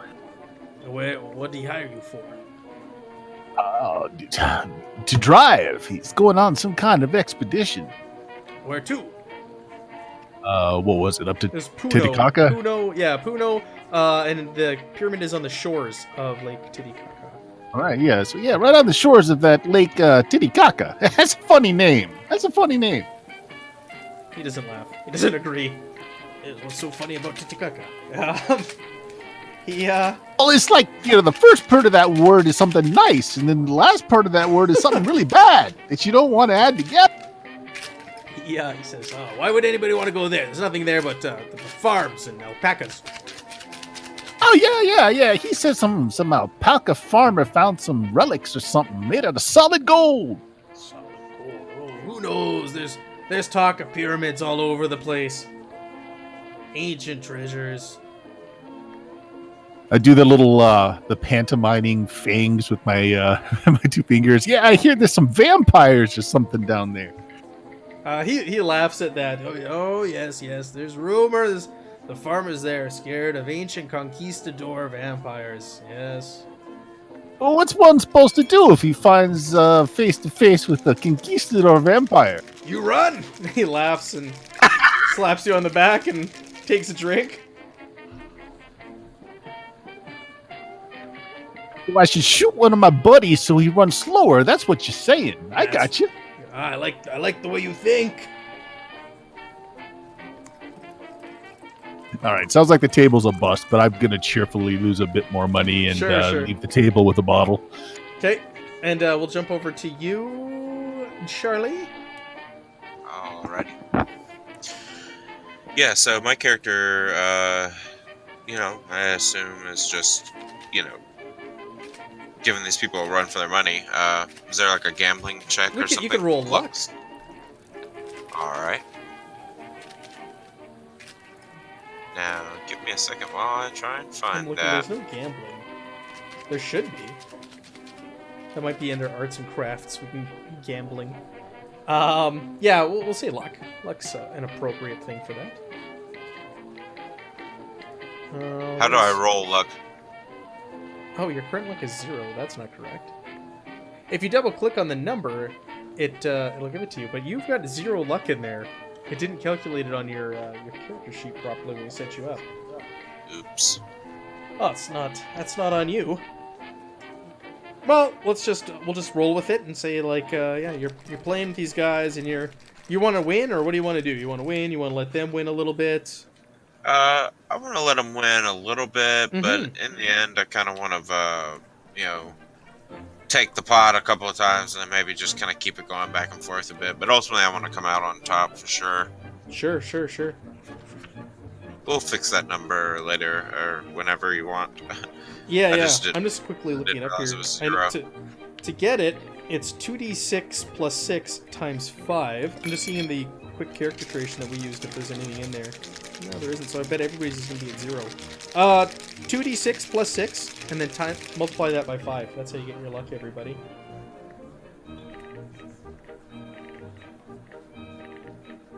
That is interesting. It seems weird to me that there's no gambling skill. Oh! Really? Chat there. Gambler archetype, Earthcraft acting.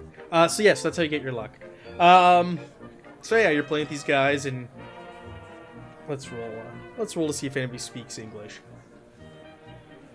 Yeah. There's a couple guys at your table. They saw that you were speaking English and not Spanish, and the guys who came over to you were English speakers. All right. So, gentlemen, just wondering, anybody been going missing lately around here? How so? People go missing in Lima every day. Well, Yeah, I suppose that's a good point. So, you know, been working with this guy, right? Who wants us to go on a little expedition down in the jungle, and he's saying all this stuff that seems a bit goofy, and I wondering if he's had a bit too much giggle juice or not. But you gotta understand, the vampires. He's talking about vampires, basically. So They both chuckle. yeah, that's strange, right? What's he say about vampires? Is it the Carisi? One of them says. Yeah, that one. Yeah. And then this other guy comes over talking about death cults. You know what I'm saying? I just came down here to get some artifacts, make a little cabbage, and just move on. You know, maybe get a house up on a hill or something. Right. The dream. Yeah. Yeah, we So don't. What's He up says with this Carisi thing he anyway? goes, I don't know anything about death cults, but Carisi, I'm from the Puno region. The Carisi, we take them very seriously. They appear to be human. They're usually very, very lean and thin-looking. When they haven't fed in a while, they're gaunt. But once they feed, they suck the fat out of your bodies. And they develop almost like a, and he starts pointing at his gut, and he kind of makes it like a big round motion. He goes, your stomach fills up. But when they are monstrous form, their mouths open into big, gaping, almost like a disc shape. He's holding his hands up. He's making like a circle. He's like this, and it's full of rows of sharp, large teeth. Whoa! Tongues, all right. their tongues, they puncture you, and that's how they suck the fat out of your body. Okay, all right, yeah. This is a bit crazy. We can talk about something else now. Okay, cool. Thanks. Thanks for the. I don't know. I said cool. Sorry. Yeah. Cool Thanks story, for the, bro. Yeah, exactly. Thanks for the description. You live around here? Yes. We're like Where's a dozen of them. That region you're talking about. Puno. Is that and out of game? Does my character know like the region that we're going? Is that the same region? Or Yeah, Puno is the region you're going to. It's the village you're going to. And you guys have been provided maps and documentation and information. I think I have a. Do I have a map here? Here, I'll share a map with you that I put in game. So you're currently in Lima, and you can see Puno is to the southeast. There, it's right on the Bolivia border. Okay. There's also it says ruins right underneath it too. Well, aside from these shark people that eat fat, whatever they are, talking about rows of teeth and all. Anyway, well, aside from that, any other thing an expedition might need to worry about traveling in that area? He shrugs. Alpacas, if you're scared of them. We ain't got no tribes to worry about or nothing. I hear the tribes down here in particular are a little crazy, He shakes his head. Oh no, there's nothing to worry about. Nothing to worry about. Okay, well that's good to know. Especially, from a man such as yourself, someone from the region. You know where I can pick up some good girls around here? He kind of chuckles. He's like, "This is not the place for good girls." Yeah, I'm looking for good ones. Yeah, ones that cost a little dime. He directs you to a classier place in another district from here. Oh, this is where you'll find your good girls. And that is where Charlie will be spending the night. All right, we're gonna jump back to the other guys. Dumpster fire. What's going on? Team Dumpster Fire. All right. Anybody else? Perfect name. That's only part of the group. Max has a kind of a second idea I'll throw out to the group. Having a message delivered to the room that calls them to a place further out in the city, and so that they'd have a few minutes to search the room, or we can wait till they leave in the morning, which seems like a long time. Yes, it is a long time. I'm gonna say it's about 11 o'clock at night right now, so that is all night is what you'd be waiting. Yeah, which we'd go back and sleep and come back, I think, in the morning. So, but I want to go to. Max is planning on going to the library tomorrow, so he wants to Right. get this over with. And you guys have a exactly. Okay, we'll switch the music back over to your music. So what do you guys think? Is it have a message delivered? Urgent message? I was thinking maybe something along the lines of, I have information about something that you've been wanting to keep secret. Come meet me tonight at midnight, and I will, bring $300, and we can settle this. Oh, $300.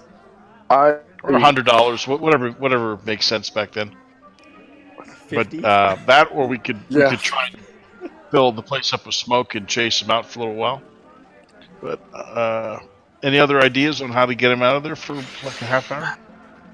I have no idea. I think you play games of young men. I think I'm going to retire for the evening. My guy's like 54 years old. John Merrick's an old man. He's going back to the hotel Maury. Yeah, I'm going to have a glass of wine and go to bed. You have an enjoyable evening with your festivities. It's probably for the better, old sport. So Max and Henry are standing there looking at each other, kind of like, "Oh, what now?" What do you say, Henry? Which way do you want to go there? Well, I doubt these buildings are quite up to code when it comes to equipped with fire deterrence. So probably an urgent message would work to get at least one of them out of the room. Assuming they have separate rooms, that should be fine. Well, I don't know that they do, but she said room 12, right? What was the other person's name? Room 10. There's 12 rooms in total. She said room 10. Oh, room 10. What was and the Mendoza, his aide, that guy, that creepy looking dude who was shooting the evil eye over at Jackson Elias the whole time. When we asked the counter woman about him, which room? 11, she says. They're right next to each other. Ah, okay. That'll work. Here is a picture, I forgot to show you this, of Luis de Mendoza. Well, he's upsetting. Yeah. So that's his personal aide. So they're staying right next to each other. Rooms 10 and 11. Right. Well, let's send a boy to room 10 and with the message. Candy girl. All right. So we'll go out, track down one of the. There's probably a million kids on the street out there, and ahead of it, in block lettering. You got to find someone who speaks English in the middle of the night in Lima. Let's see. Let's roll a percentage here. Actually, I think you don't roll. Why am I rolling? Why am I rolling for that? What skill are we using? That's a great question. Survival? I'm just looking at a character sheet, determining which would be our best in this situation. Survival sounds good. Let's do survival. Yes. Survival. Survive in the streets of Lima. Yeah, you're asking around. Oh, English, and finally a kid comes out from a back alley. He's kind of grubby looking. I speak English. We offer him $2 to. Oh, wow. His eyes light up. $2 American dollars. He's like, he's rubbing his hands together. To deliver the message that we've agreed to. $50, not $300, is the demand. All right. And make sure which door number are you telling him to knock on? 10. Okay. Make sure that he knows not to describe us if he's asked. Okay. Are you going to follow him back, or are you just going to send him on his way, or? Well, yeah, we'll go with him to the show him where to go. Okay. To the Hotel España. So the message itself refers to a secret that he would rather that Larkin would certainly wish to pay rather than have out in the public. Sure. So you guys send him there, and you go with them, and he scuttles up there, and you hear him boom, boom, boom, boom, up the stairs. He just like runs. He's not quiet or discreet whatsoever. And you can hear him from downstairs banging on the door, banging on the door, banging on the door. And he's up there for quite some time. And he comes back down after about a minute or so. And he goes, "He's not there. No answer." Oh gosh, go up to room 11 and do the same thing. He scuttles back up there. Actually goes, "It'll cost you another $2." Yeah, okay. All right, give another $2. Scuttles back up there, boom, up the stairs, bang, bang, bang, bang, bang, bang, bang, bang, bang, bang, bang, bang. And again, after about a minute's time, runs back down. No answer. Okay, All right, old sport. let's head up. You want to make $2 more. This time you don't have to knock on any doors. Okay. All you have to do, old sport, is sit in the line, and if a gringo comes through, you start screaming. Okay. Excellent. He agrees. And so he'll be our lookout. He doesn't know what this guy looks like. Perfect. And we'll go and check out the room. Sure. So you guys head upstairs, and which room do you want to go to first? Larkins. Larkins? Mhm. Okay, so what do you want to do? How do you want to do this? B&E? You test the door and it's locked. Okay. You said there are balconies What? on the outside, right? Yep. Yes. Can you get? We can't pick a lock, so let's do this. Let's go. Are there any windows in the hall that lead back out to the balcony? There are windows in the hallway that would be adjacent to a balcony. Yeah.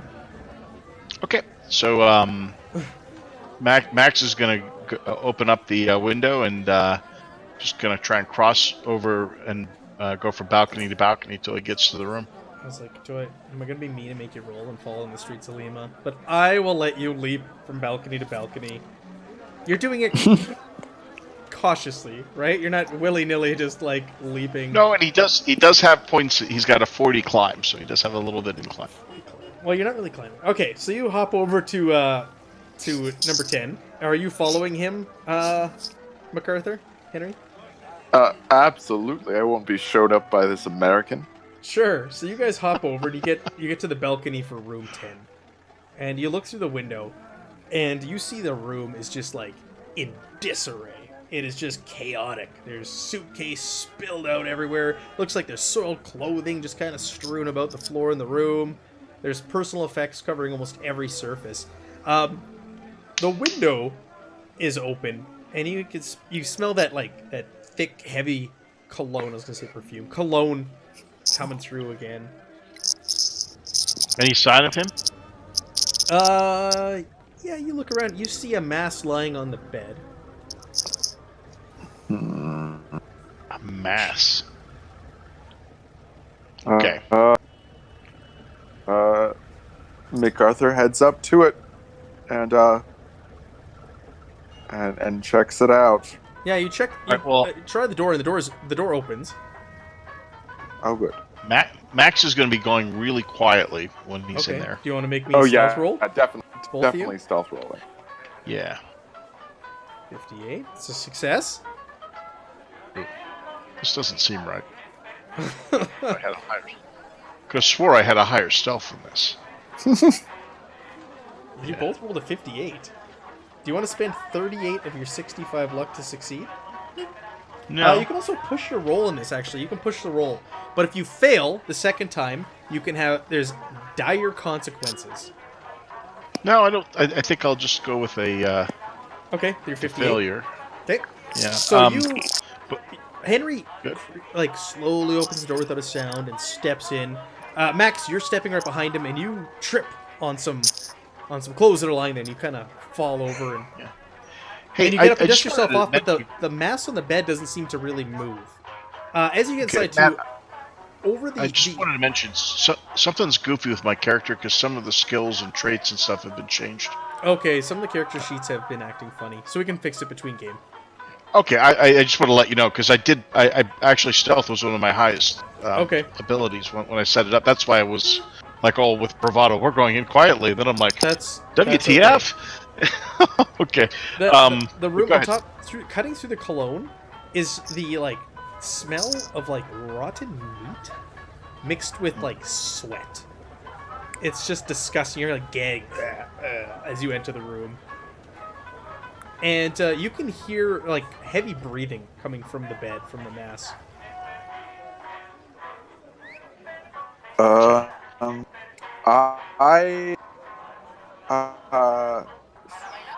actually going to. I mean, it didn't move from the. It's heavy it breathing. didn't. I'm actually.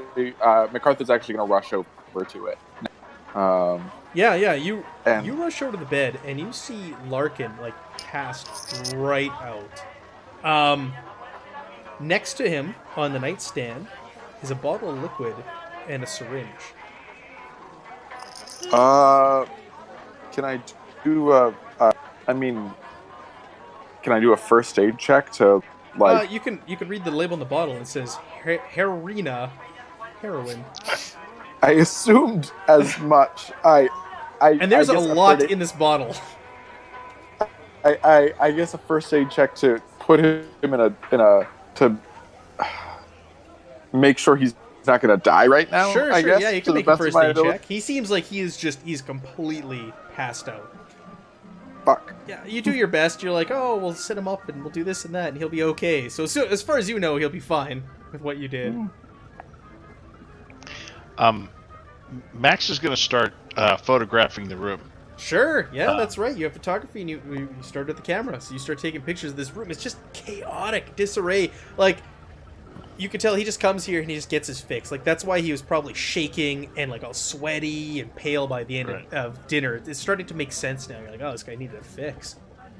He's going to get a picture of, if the guy's passed out, he'll get a picture of his arms, like where the track marks are. He's going to get a picture of the needle and the drugs. Yep. And then he's gonna go over to the desk and start looking for, papers and evidence, other things. Yeah, you start rifling through the room, and there's no like evidence of anything. Nothing really stands out. It's actually pretty bare in here, other than his like dirty clothes and stuff. Any evidence of another room somewhere or another location? Not from what you can tell. You tear this room apart. He's not waking up, and you go through everything, and you don't find anything. So it would be odd that if this guy's putting together this big expedition, not to have all sorts of notes and plans and everything, right? Mm-hmm. Okay. And what about on his? Where are his clothes? Are they hanging up? His clothes are strewn about. No, they're just on the floor. He's in his underwear. Look for his wallet and under his shirt. Go look for his wallet. Yeah, his wallet's in his pants. Take it out and then pull out the contents. Photograph everything. Sure.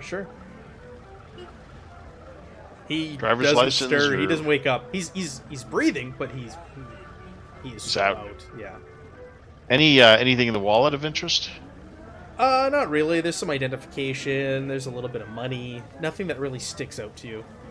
But the stuff matches. Yeah, it does. It does.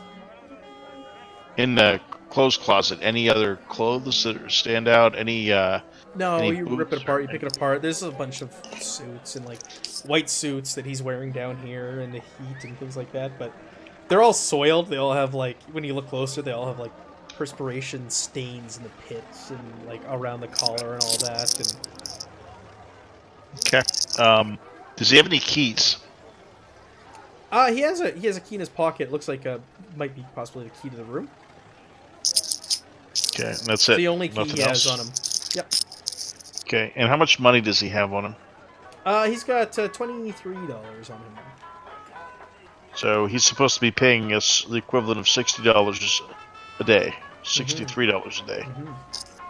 That's not good. All right, well then, It's fine. Max is going to look over to Henry and say, "What do you think? This something definitely is up now." This Well, I won't condemn a man for his vice. And there's the real possibility that he's smarter than carry that cash on him when he's out buying his preferred substance. Quite there's not honestly, Yep. I'd rather not inform our compatriots and see how this all plays out. I'm not sure I agree with you on that, but we could talk about it outside.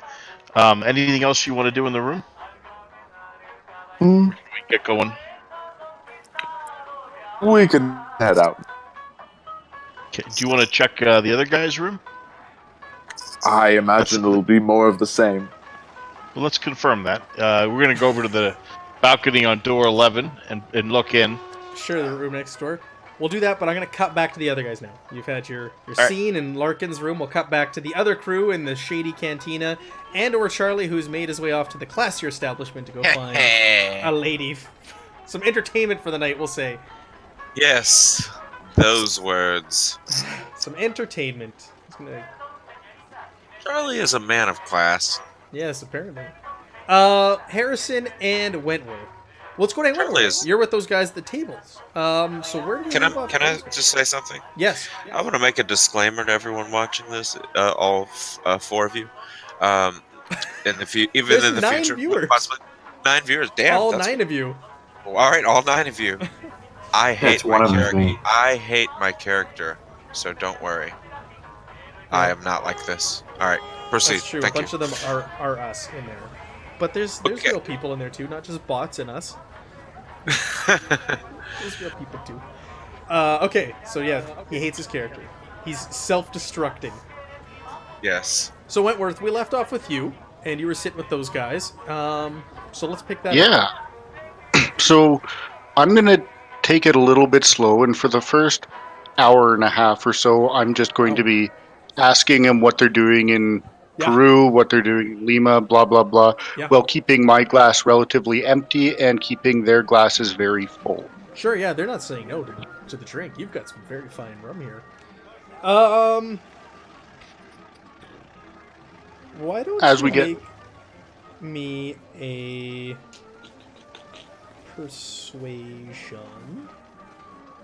But you're gonna do it with okay, you pass. I can't remember what it's called in this, like with advantage. You get to roll 2 dice and you take the better of the 2, just because you're feeding them liquor and stuff. But you passed, so that's all that matters.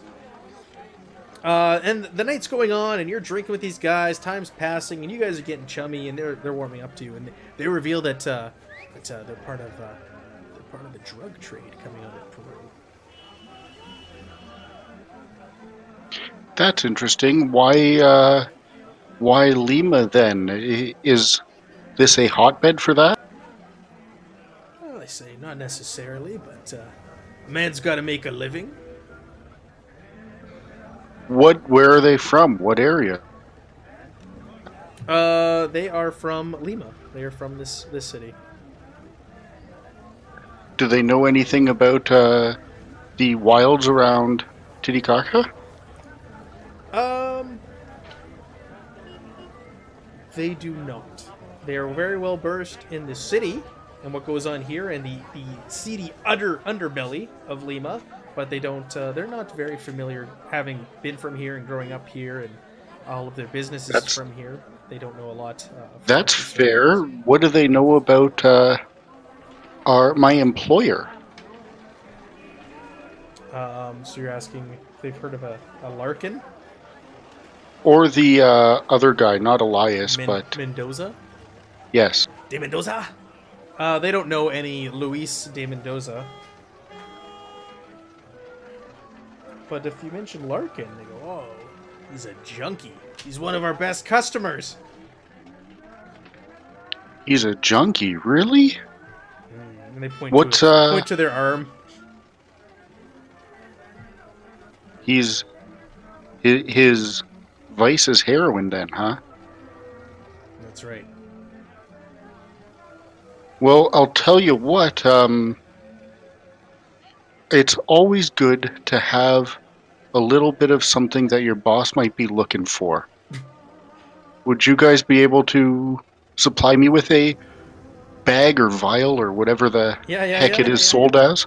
Yeah, they're very friendly with you at this point. They're very drunk, and they offer to sell you a vial for $7. Yeah, whatever, chump change. Yeah, exactly. You're just like, here you go, fellas, and you know a vial of heroin. Sweet. How long has he been in the city buying this, and how much is he going through? They say he's been here for a few days. He was here before. He left for a few weeks. He's been back for a few days now, and he's just been buying it like crazy. Just going through it.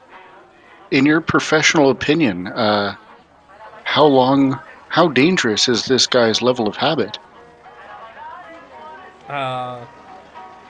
They don't know. They say he's bound to die. He's bound to kill himself. The amount he's consuming.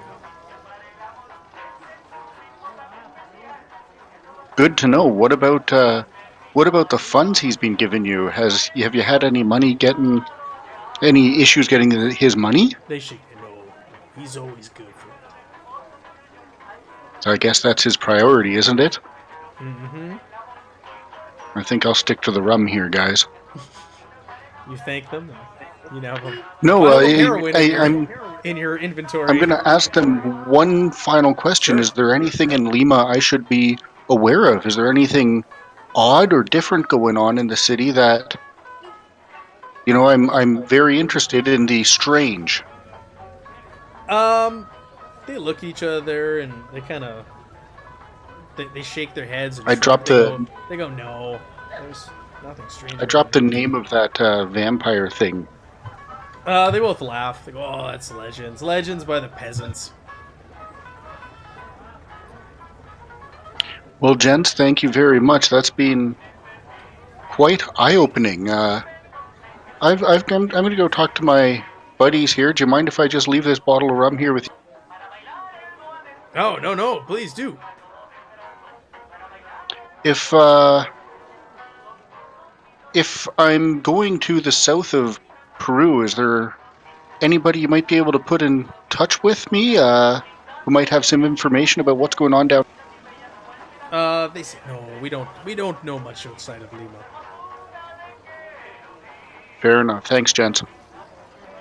Yeah, they thank you for your rum and they keep drinking. Harrison, you were there. What do you want to do? Are you just kind of hanging around, or? Well, after I strike out at the table for any information, I'll beg off, but leave them with a bottle at the table. Sure. And just look around for my buddies, see if they have found out anything more. For like the ones that went to the hotel, or the Hotel España. Yeah.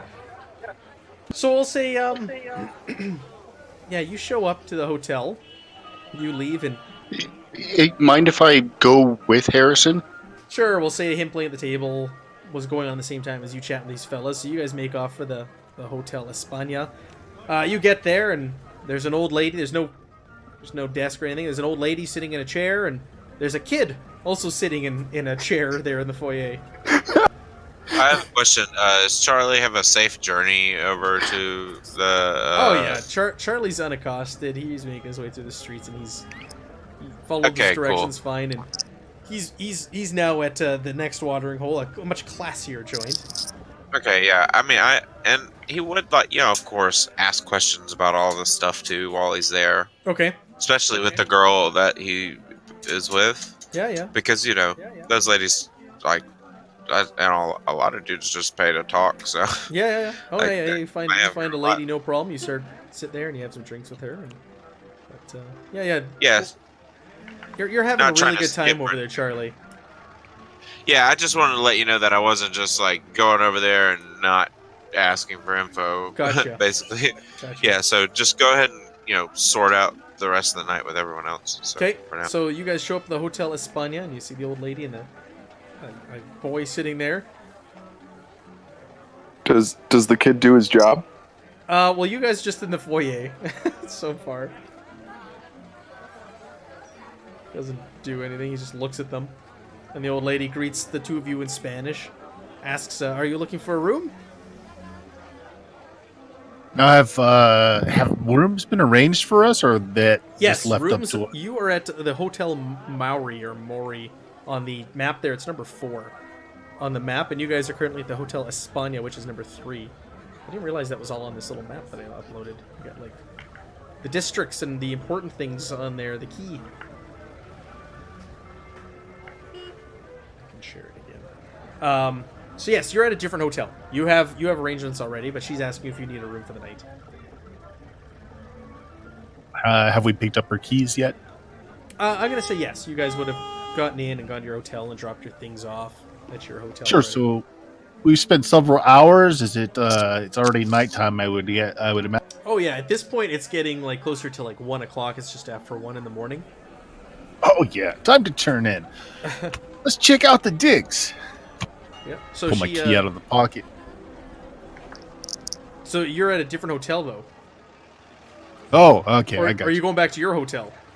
Yeah, I was checking in on everyone else, making sure no one got arrested, and then I'll head back to mine. Yeah, you get to Mendoza's and Larkin's hotel with Wentworth. You just see this kid and this old woman, and so it's like 1:30 in the morning. You don't see your other fellow investigators there. And yeah, the old lady asks you if you want a room. Just shake my head. Okay, she kind of shrugs. Okay. Wentworth, you guys gonna call it a night and head back to your hotel? Yeah, I think it's just about time to call it. Well, I'm walking with Harrison. I'm going to tell him what I learned about our employer. Yeah, you should. Sure, info dump. Little dirt on your employer that he's got some bad habits. Charlie, you're at this. I'm not going to tell him about my little vial. You're not going to tell him that you have some hair? Okay, you're just going to tell him that he's a junkie. He's a junkie, and he's been throwing money around here Yep. in Lima, supporting his habit the last few days. Charlie, Yep. you're at this nice establishment. You find a lady who's more than willing to sit down with you and drink with you. You're asking around regarding Larkin and vampires and things like that. You're not really getting any sort of information from these folks. Not a lot of people speak English. Even the lady you're entertaining for the night doesn't speak English, but she likes your money Yeah, of course. and your drink. Yeah. The language of green, or whatever color is down there. Well, that's good. Yeah, I just didn't know. I'm gonna ask if specifically if any of the ladies, because I got money. If any of the ladies, even I'm gonna ask the madam, if there is one. Sure. Specifically, if I can, does the madam speak English? Yeah, she does. Okay. Well, her specifically then. I'll ask if she's seen any people come through here that look really gaunt and pale and give her a strange sort of vibe, Other than junkies. Other than she's like, people nobody that really you can stands tell out. is obviously a junkie. Yeah. Somebody who looks like a vampire? No. She goes, Yeah, I didn't know. I nobody didn't know if really any vampires were hanging out here. It's a good place. Nobody really stands out, she tells you. Other than like junkies and things like that. There's always strange people coming and going in a city such as Lima. And there's always, I assume. they're Go always ahead, looking sorry. for a good time. Yeah. Well, I think I'm gonna go ahead and I assume I've enjoyed. I have partook in certain services of the Sure. establishment. Yeah, okay. yeah. All right. Well, I'm gonna go ahead and get out of here, doll. You have a good night, okay? You and I'll drop like an extra five down. You take care of these ladies, okay? Oh, yeah. Oh, come back anytime, she tells you. Definitely. Well, you have a good one. All right. Okay, we'll jump And, back. Oh, sorry. go Yeah, I ahead. head back that way. Sorry, Sure. to the back to your hotel. We'll jump back to Henry and Max Steele. So you guys hop over to the other balcony, and you're standing at the door there, and you try it, and It's unlocked, and you look through the window, and Mendoza's room is like the complete opposite of Larkin's. It is just neat, tidy. There's no personal effects anywhere from what you can see. Not even changes of clothes on display. You look over to the bed, you don't see anybody or anything in the bed. It looks like it's empty, and it looks like it's very neat. Like it's made. It hasn't been used It yet hasn't today. been slept in. Yeah. Okay. All right. Do we see even so much as a suitcase or any place, anything No. like that? No, you don't. You're looking through the window and you don't see anything like that. Can we get into the room? Yeah, you try the door and it opens. Okay. Go quietly into the room. Okay. I You walk quietly in the room, and there's no signs of anybody being in here. Anything on the desk? Anything in the drawers, in the closets? Nothing in the drawers, the closets. You want to... How deep do you want to search this place? You want to ransack it, or... No. We want to do a stealthy search. Okay. So we're not. I don't want to leave any fingerprints that we've been here if we can. What can we do to roll for a search? There's no search skill. How about spot hidden? Spot hidden. I like it. Alright. Make me a spot hidden roll. 79. Success. You have 85? oh yes. Well, this guy, Old yeah, man I John's think got you a know why you 95. suggested spot hidden. we need to Photoshop like a freaking That was- magnifying I glass on suggested. his character's eye. Wow, man. Yeah, as an That's- archaeologist, I've got to spot those details. And you both succeeded. Holy. So you guys are poking around, and you're doing a good job of not really messing anything up. And one of you lift up the mattress, and underneath the mattress you find something. You find a golden mirror. I'm just turning to the description here. At first, it appears to be a mask, approximately 6 inches square, made of gold. It depicts a stylized face, largely made of blocky geometrical shapes raised from the surface, and is solid with no eye holes. If you guys want to go ahead and make me archaeology rolls, you can learn a little bit further about this thing. Your archaeologist turned in for the night. Damn. The back I of the don't. mask. I've got. Go ahead. Poorly. I won't even bother. You're not gonna try. I'm gonna. Well, if I roll an O, if I roll the number, do I succeed? Yes. Okay. You succeeded. I needed No, a no, one. you failed. You can spend luck to pass. The back of the mask is unadorned and polished with a high sheen, allowing it to be used as a mirror. Okay. I'm gonna go ahead and take pictures of it. I'm gonna put something down. I'm gonna put my pocket watch down for scale, and I'm gonna take pictures front, back, and sides. And we'll put it back where it was. Okay. Go ahead and make me a power roll. Oh. Ruh-roh, Shaggy. Both of us, or Well, he is specifically like examining it and taking pictures and turning it and this and that. I don't know. Are you looking this thing intently also and looking it over? that's not actually my area of expertise. Okay. So, like, I didn't All even. He's actively Roll for- documenting this thing. So yes, he's got to make me a power roll.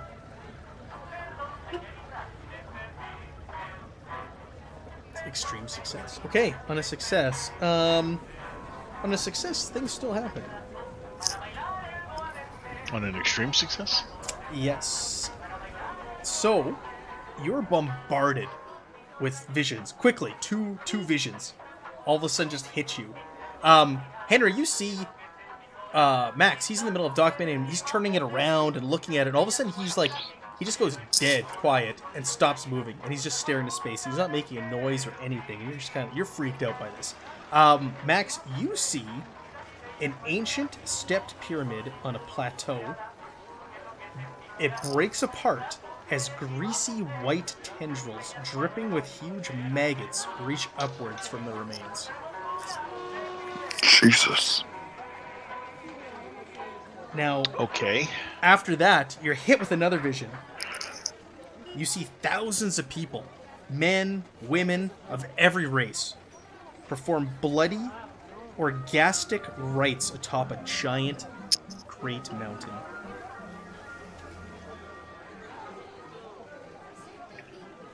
I need you to go ahead and make me a sanity roll.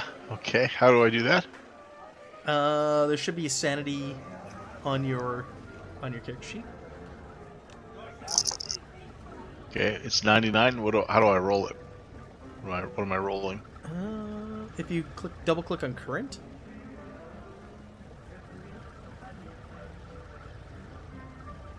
So you succeed. Okay. So you're gonna lose. You lose 1 sanity. Okay. Permanently. It's gone. Permanently? Yep. And you have this just overwhelming sense and feeling of dread. You snap out, so all of a sudden you're like, and you breathe in heavily, and Henry, you're like, what the hell is going on with this guy? And you're standing there sweating, and you're just you're panicking a little bit, Max. Even though you succeeded your sanity checks and all that, you're still, these visions are haunting. You do not understand or comprehend what you just saw. All right. Well, he will take the time to pull his notepad out, and he's going to write in detail in case it's like a dream and it starts to fade. Yep. He'll write everything he saw down as in much detail as he can. Okay. And then we're going to he'll look to Henry. This isn't normal. This thing has some kind of power to it. Do we take it or do we leave it? So during this time, Henry has actually been watching outside the window, and he's scanning rooftops and things. Henry now has a theory that Mendoza is a vampire, because it's just too clean in here, and everything else is. Originally, he thought it was the other guy. The other guy's just a heroin addict. This guy's a vampire. He's sure of it. So he's more concerned about scanning the outside to make sure they don't get surprised. And the fat sucked out of them. The fat sucked out of them. He says, I'll tell you what, old sport. You leave that here. I would absolutely hate for someone to realize the room had been ransacked. All right. Well, if they don't know we know it's here, we can always come back and get it. We have the pictures, at least. He'll put it back just the way it was. Sure. And then they will slip out of the... Yeah, you guys don't find anything else of interest in the room. That's the one thing that you found.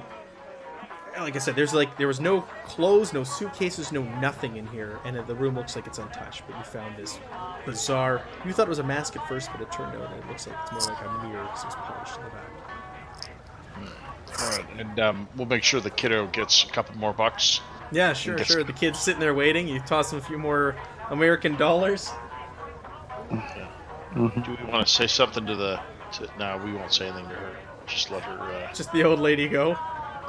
Yeah. No, she's just trying to run a business. Let her be. She'll mind her own business. You don't want to expose her to the things you've seen.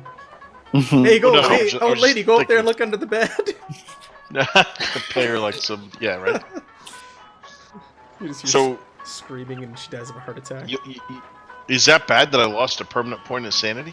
Yeah. You're able to gain sanity back throughout the game. Okay. But you've now seen things that every man shouldn't see, so it's taken its toll on your sanity. Okay, so you're taking the first steps to losing this character to insanity. Cool. All right. Remember, it's not if you go insane; it's when. It's when, yeah. Okay. Cool. All right. We'll head back to the hotel. Okay, so you guys go back to the hotel. There's no signs of the other guys. You just assume that they've turned in for the night, and you head to bed and sleep till the next morning when you guys all awake at we'll say various times, and you all kind of meet up in the foyer, or you meet for breakfast at a nearby restaurant that you had maybe arranged for the night before you all went your separate ways. So before we on the way back to hell, MacArthur explains to Steele why he doesn't think, specifically what he doesn't think we need to mention, that our employer didn't have enough cash to pay all of us on his person, because there's no reason to believe that that's all the cash that exists. He may keep it in a bank. He may have a checkbook that he'll write us from. He may be funded by some other source, and we don't want to make everyone else unduly worried, and cause some kind of issue for when we don't have all the facts. Well, should we maybe share what we know and let everyone draw their own conclusions?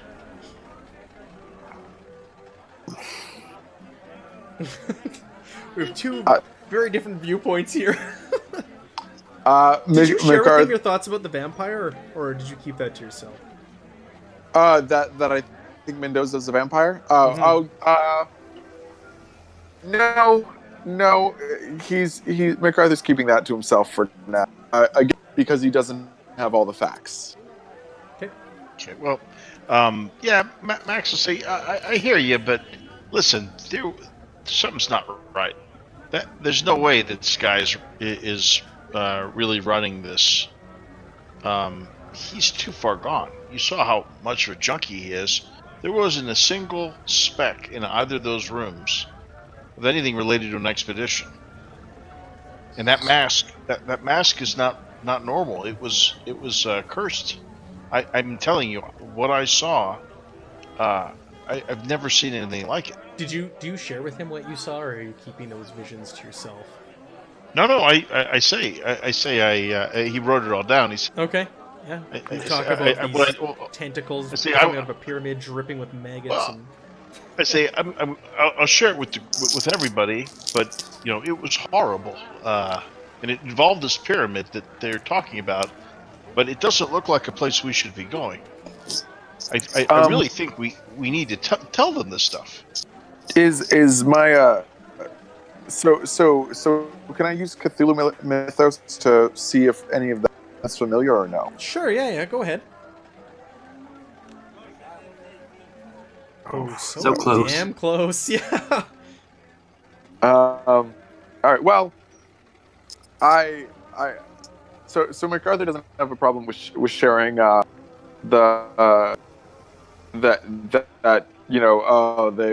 they've got a mask that makes you hallucinate. That's fine. I think anything, and fine. You want to tell people that in your hallucination, you saw something that makes you think the pyramid's dangerous? Fine. But if cowardice actually runs that deep through you, Yankee, perfectly fine by me. That's just less skins I have to say are out there. That mask is probably covered in some kind of native goofy powder. Probably in the paint or something. Got on your skin. Vampires.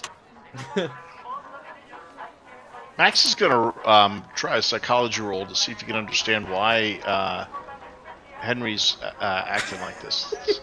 I hear the natives lick like toads and frogs and stuff to get high. It's probably what was on the mask.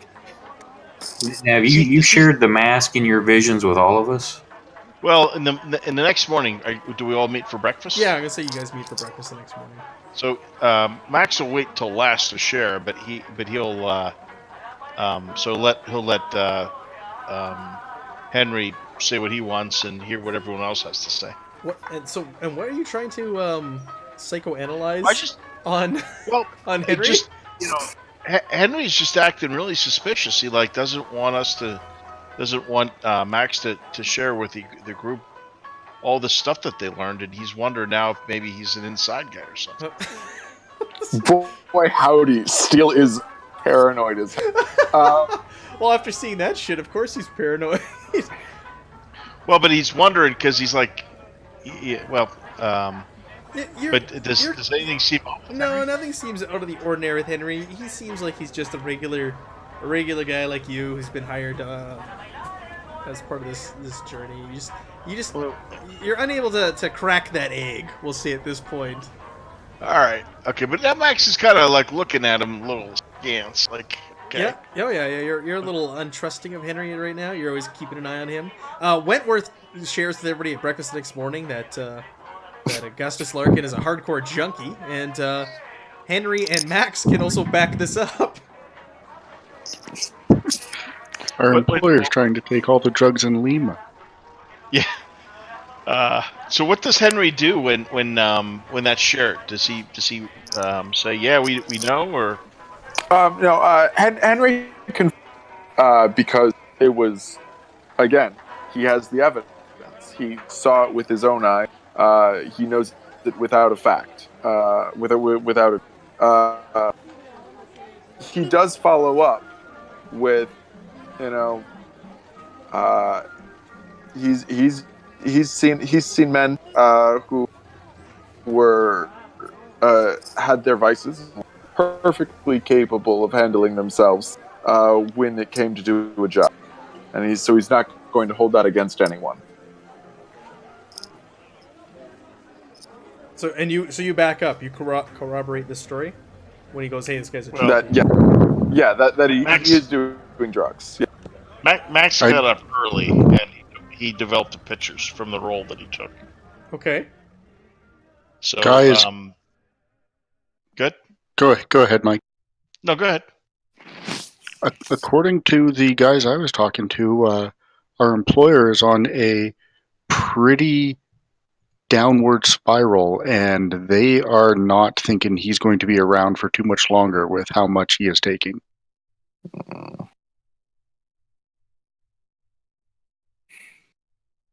Well, have a look at this. This is his room, and Max will spread out the pictures of the room. Are you spreading out the pictures of the mask? No, he's building up to that. Okay. Okay, sorry. You're going to Columbo here. I'm sorry. All right, yeah, it's a little bit of trauma. Come on, he throws the pictures out of the of Larkin's room, and it's just chaotic. And you guys see the vial and the syringe in the same picture as him lying on the bed, passed out. Henry's lying on the bed, posing with him, showing that he's proving that he's passed out. He'll show pictures of the desk and say there was no evidence at this location that any sort of expedition is being planned. It doesn't even. There's no notes. There's no maps. There's no receipts of supplies. There's nothing. And I think Henry makes a good point when he says that we can't assume that this is the only money he had, but he had $25 in his pocket, and by the looks of his possessions, he's pretty much on Skid Row. So if he's the one funding the expedition, I hope he has money elsewhere, as Henry suggests.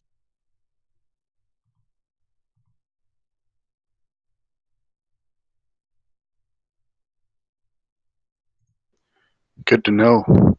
The drugs he's taking aren't cheap. A vial of it's going for $7. Yeah. Do you know how much he uses? Does he go through that a day? Did I find that out? Yeah, they said like his habits are ravenous. I wouldn't say a vial a day. Like that vial that you guys saw there on his nightstand, there was enough there to kill a man. So he wasn't doing that in one day. Like there was still heroin in it. So he's going through it, but it's, he's resupplying himself every few days once he gets through his current supply. Who's the archaeologist in the group? John Merrick.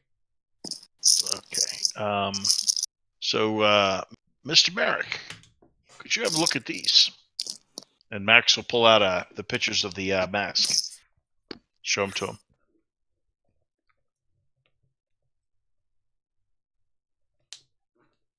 Sorry, I'm turning back to the artifact.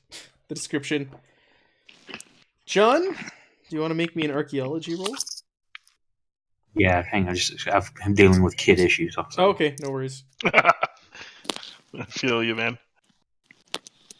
Oh, snap. Wow. These items look like they were found at Tiwanaku, a pre-Columbian archaeological site in West Bolivia.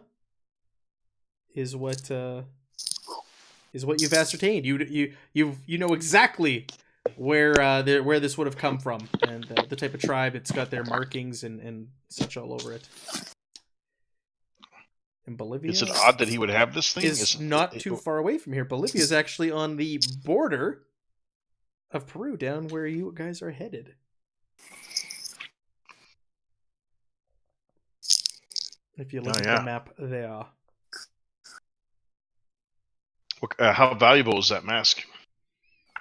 It is priceless. It is a priceless antique. Are you still here, John? Or are you still dealing with kid issues?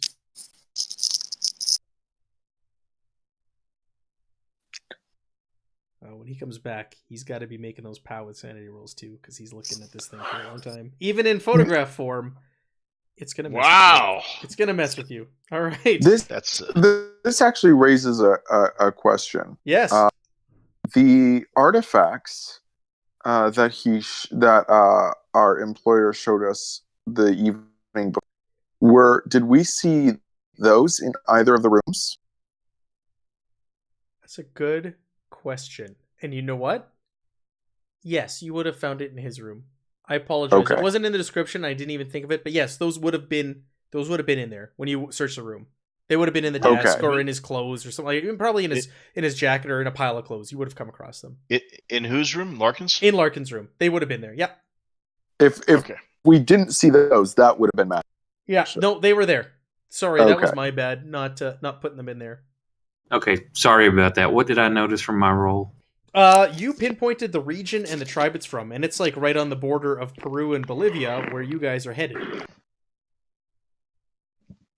So it might be the actual thing that was found. And this is the mask itself? Yeah. Did you share the visions with me? Do I know about that? Well, I'm about to, but I think you'll get them firsthand. Funny you should say that. I need you to make me a POW roll. Just from looking at pictures? Yeah. Nice. Did you succeed? No. Oh, wow. Only if you succeed, you are bombarded with visions. Really? Yes. I think you're reading that wrong. Nope. Those examining the surface for more than a few seconds must make a POW roll. If successful, the viewer is bombarded with a series of visions, too quickly to process. With extreme success, you actually determine more. Well, I did have when I did it. I had you had I think it was a hard success. I went back I had and a hard. Okay, just to be sure. Okay, I'm sorry. With an extreme success, you would have gleaned even some more disturbing but more details out of this thing. Yeah, I'm looking. I did have it's up there. I rolled a 33. It was an extreme success. Was it? Yep. Okay.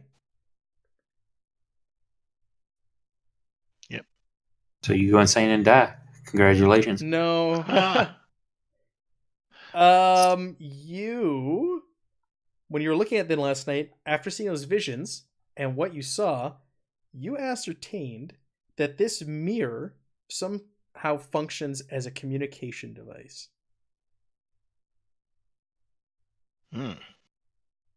Okay, well, we know who's on one side. All right. Well, I'll share all this with the group, and I'll share my visions. Can you read the vision again to everybody, or does everybody remember? Yeah, just close the damn book, but I can go back to it for you.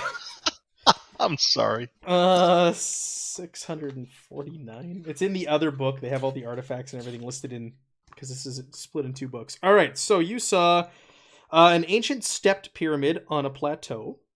It broke open as greasy white tendrils dripping with huge maggots reached upwards from its remains.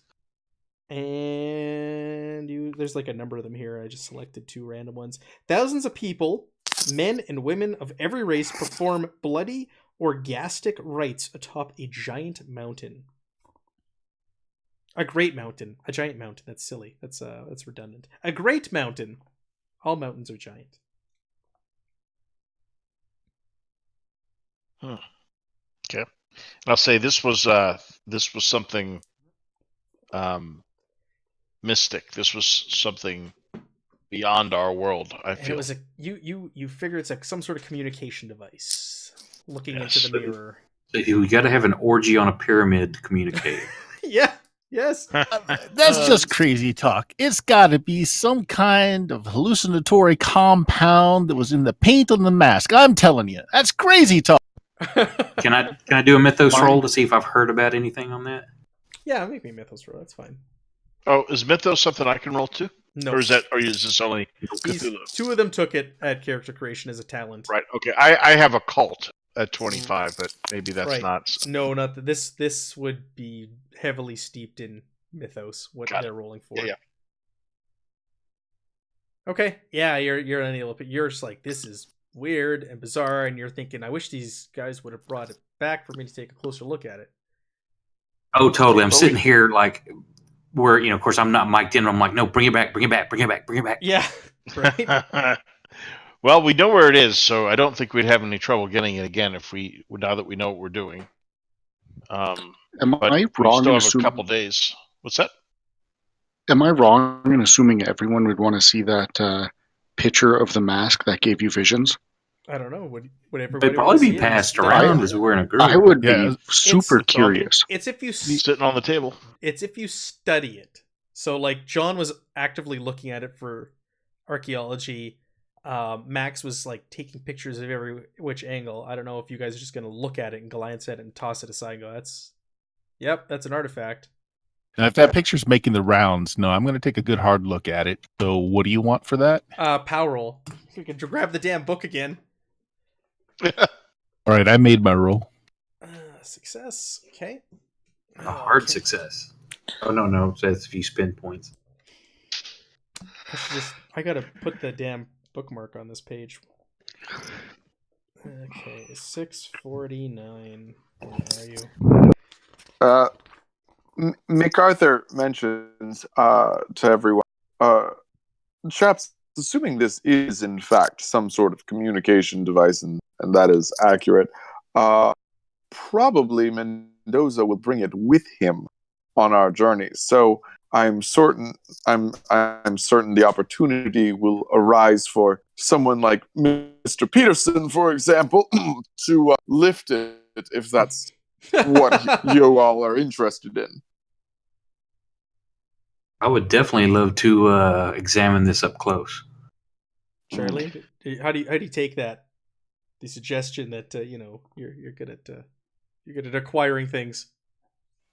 Yeah, they don't know anything about my character's criminal past. I could just you don't know me. I could just bash people over the head and steal their wallets. They don't know what kind of criminal I am. They do know that I have a lot of money though, so I guess they know I'm good at whatever it is. And I could buy. Maybe they're right. Maybe they're right. Okay, so Harrison, you also see the ancient stepped pyramid on the plateau with the greasy white tendrils. You see that vision as well. But you also see a small man huddled in a corner of a dingy room, feverishly painting something. You can't quite make out what he's painting.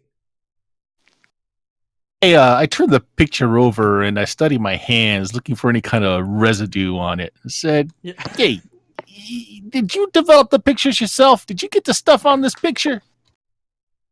That's the only explanation. Max is just going to look at him. And go There's ahead and more make to me this world than meets the eye, my friend. make me a sanity check also. Harrison. Does he space out when he looks at the picture? Yeah, he spaced it also. He just started. Do we notice this? Yeah, you guys clearly notice. You're like, what the hell's going on with Harrison?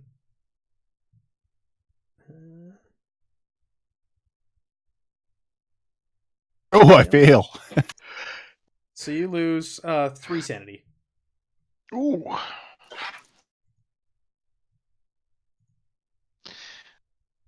That's nasty because as you lose sanity, it's harder to make your sanity roll. Yeah, it's the spiral.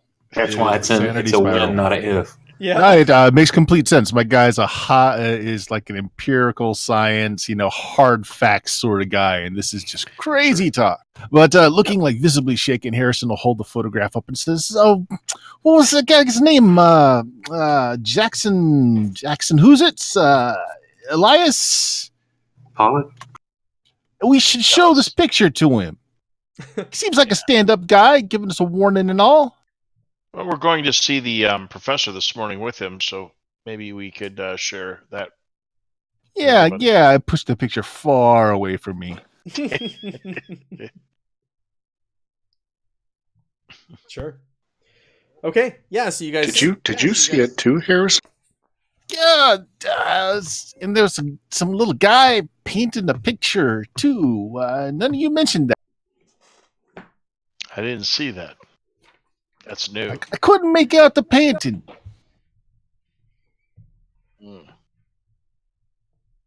What do you guys think here? We got one of our people we got introduced to says that they're frauds. It turns out one's a junkie. Doesn't have a lot of money that we can see. The other one's got a mask that's clearly got something going on with it. You think this whole thing's on the up and up at this point? I don't. There's definitely something interesting, though. I think I want to check out the ruins regardless. Yeah, but I'm wondering if we're not walking into some kind of thing here. Some kind of thing. Well, that Elias fella, he said we were walking into some kind of trap. He did say, guys, I think you're in danger. I think we're being all set up here. He did. Those were his words last night. Nothing that we've found so far has done anything to undermine that position. So let's. Anybody else have any thoughts? We need to meet with this professor and this Elias guy again. Yeah. So he warned us there was danger, but he didn't tell us not to take the job. Right. I think we need to get paid up front is what I think. While you guys are chatting, sitting around talking, with that, Elias Jackson strolls in and walks up to you guys, and he's smoking his pipe, and he lifts his fedora. Gentlemen, good morning. I hope the evening... What do you make of this? Well? I just whip out the picture in front of him. So, what is that? There was no drama there. You got to build it up. What do you get that out of my face? What am I looking at? I go into the watch the expression on his face as he looks at it. Yeah. In fact, Max wants to roll psychology to see if the reaction is one of somebody who's never, like if he's surprised that we have it or surprised like he's never seen it.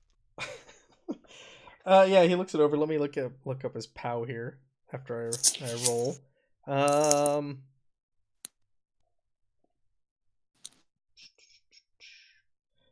He starts to study it. And he goes, "Oh, this is interesting. Is this kind of similar to what we saw last night?" He asks. I look to the archaeologist. I explain whatever differences are. Well, are they from the same? It's from the same region. Yeah, it's from the same region. So you're like, yeah, there's some. What about time period? One of the two pieces it would have matched up with the time period. I'll go into all this scientific, boring bullshit about this era and with this one and blah blah. Okay. Okay. Let me break out the book one more time. So he all of a sudden he dazes out, and he's just kind of standing there in shock, and then he snaps open. He's like, "What the hell did I just see? What was that? Did you guys see that?" You saw something. You see a pyramid? Yeah. How do you know? How did you know that? White tentacles rising up. Yeah, maggots dripping falling ooze. off of it. Yeah. Oh, I'm just sitting there looking very disappointed and a little bummed out. I didn't do this. Yeah. He goes, yeah. You saw that too? No, I have no such thing. It's just a picture of the mask, you know. And I just again kind of fall back into the scientific discussion of it, and that's all. Yeah. He goes, and I also saw, oh my god, The little guy painting something, right? No, little man. I saw a mountain series of people- endless dark tunnels filled with roars and cries of terrible beasts. Oh, I could still hear it ringing in my ears.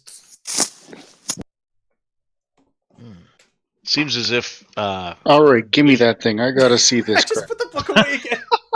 I hate you. Just leave it open, Matt. I hate you. This is I like, don't need it's split into 2 books, this damn adventure, and I don't need the second one right now, but apparently I do. Okay. Roll your pow. I want to see shit. I think this is how the ring starts. You guys are all like, you thought the heroin junkie was bad. You guys are all just zoning out on these pictures. All right. Make me your pow. The power of the old ones gets you way higher than opiates. Just did. Okay. Do you want to spend 13 and get extreme success or no?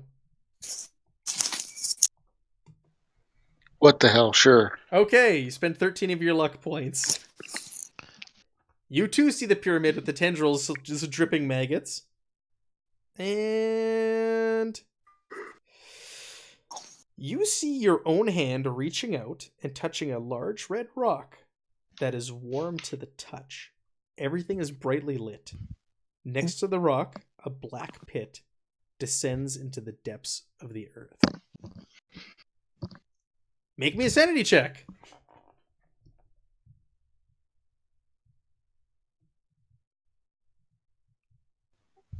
Where's that one? I believe, is it on the first page, guys? Is it on the main one? Yeah, below your stats. Oh yeah, you succeeded. So you only you still lose some. You lose 1 point of sanity. And you also then, with the extreme success, based off the pictures and all that, you also determine this is some sort of communication device. With your extreme success. You back up. Lovely, You that's- back up Max's story. You're like, yeah, he's not wrong. Yep, that thing's scary as hell. Scary as hell. So, Jackson Elias has shown up to take you to the university to go see the professor, Professor Sanchez. But we are also 6 minutes out from ending the stream for this week, so I think this is a great place to leave off before we dive into the next section and head to the university. What do you all think? Sounds good to me. Yeah, man. Awesome. Well, this was Gives us interesting. 5 minutes to roll our skills. Yeah, well, we'll do that off stream. We'll figure that out. But this was fun. You fix luck The very, for very some of our first characters. session of Masks of Nyarlathotep. This is going to be quite a journey. Should be fun. We were already losing sanity in the first session. I love it. So thank you to everybody who tuned in. We had a whole bunch of viewers in here and some nice chats going on. So thank you to everybody who dropped by. And we'll be back in 2 weeks with this. We're alternating between this and another game. So this is going to be every other week. So we'll be back with Masks on the 9th. Excellent. The 9th of June. Have a good night, everybody. Thank you for tuning in. Thank you again to Fantasy Grounds for supplying the modules for us. And don't forget, the Kickstarter ends in 3 days. I'll link it again in the chat. If you haven't done so already, please check out the Kickstarter and consider giving to Unity. Have a good night, everybody. Good night.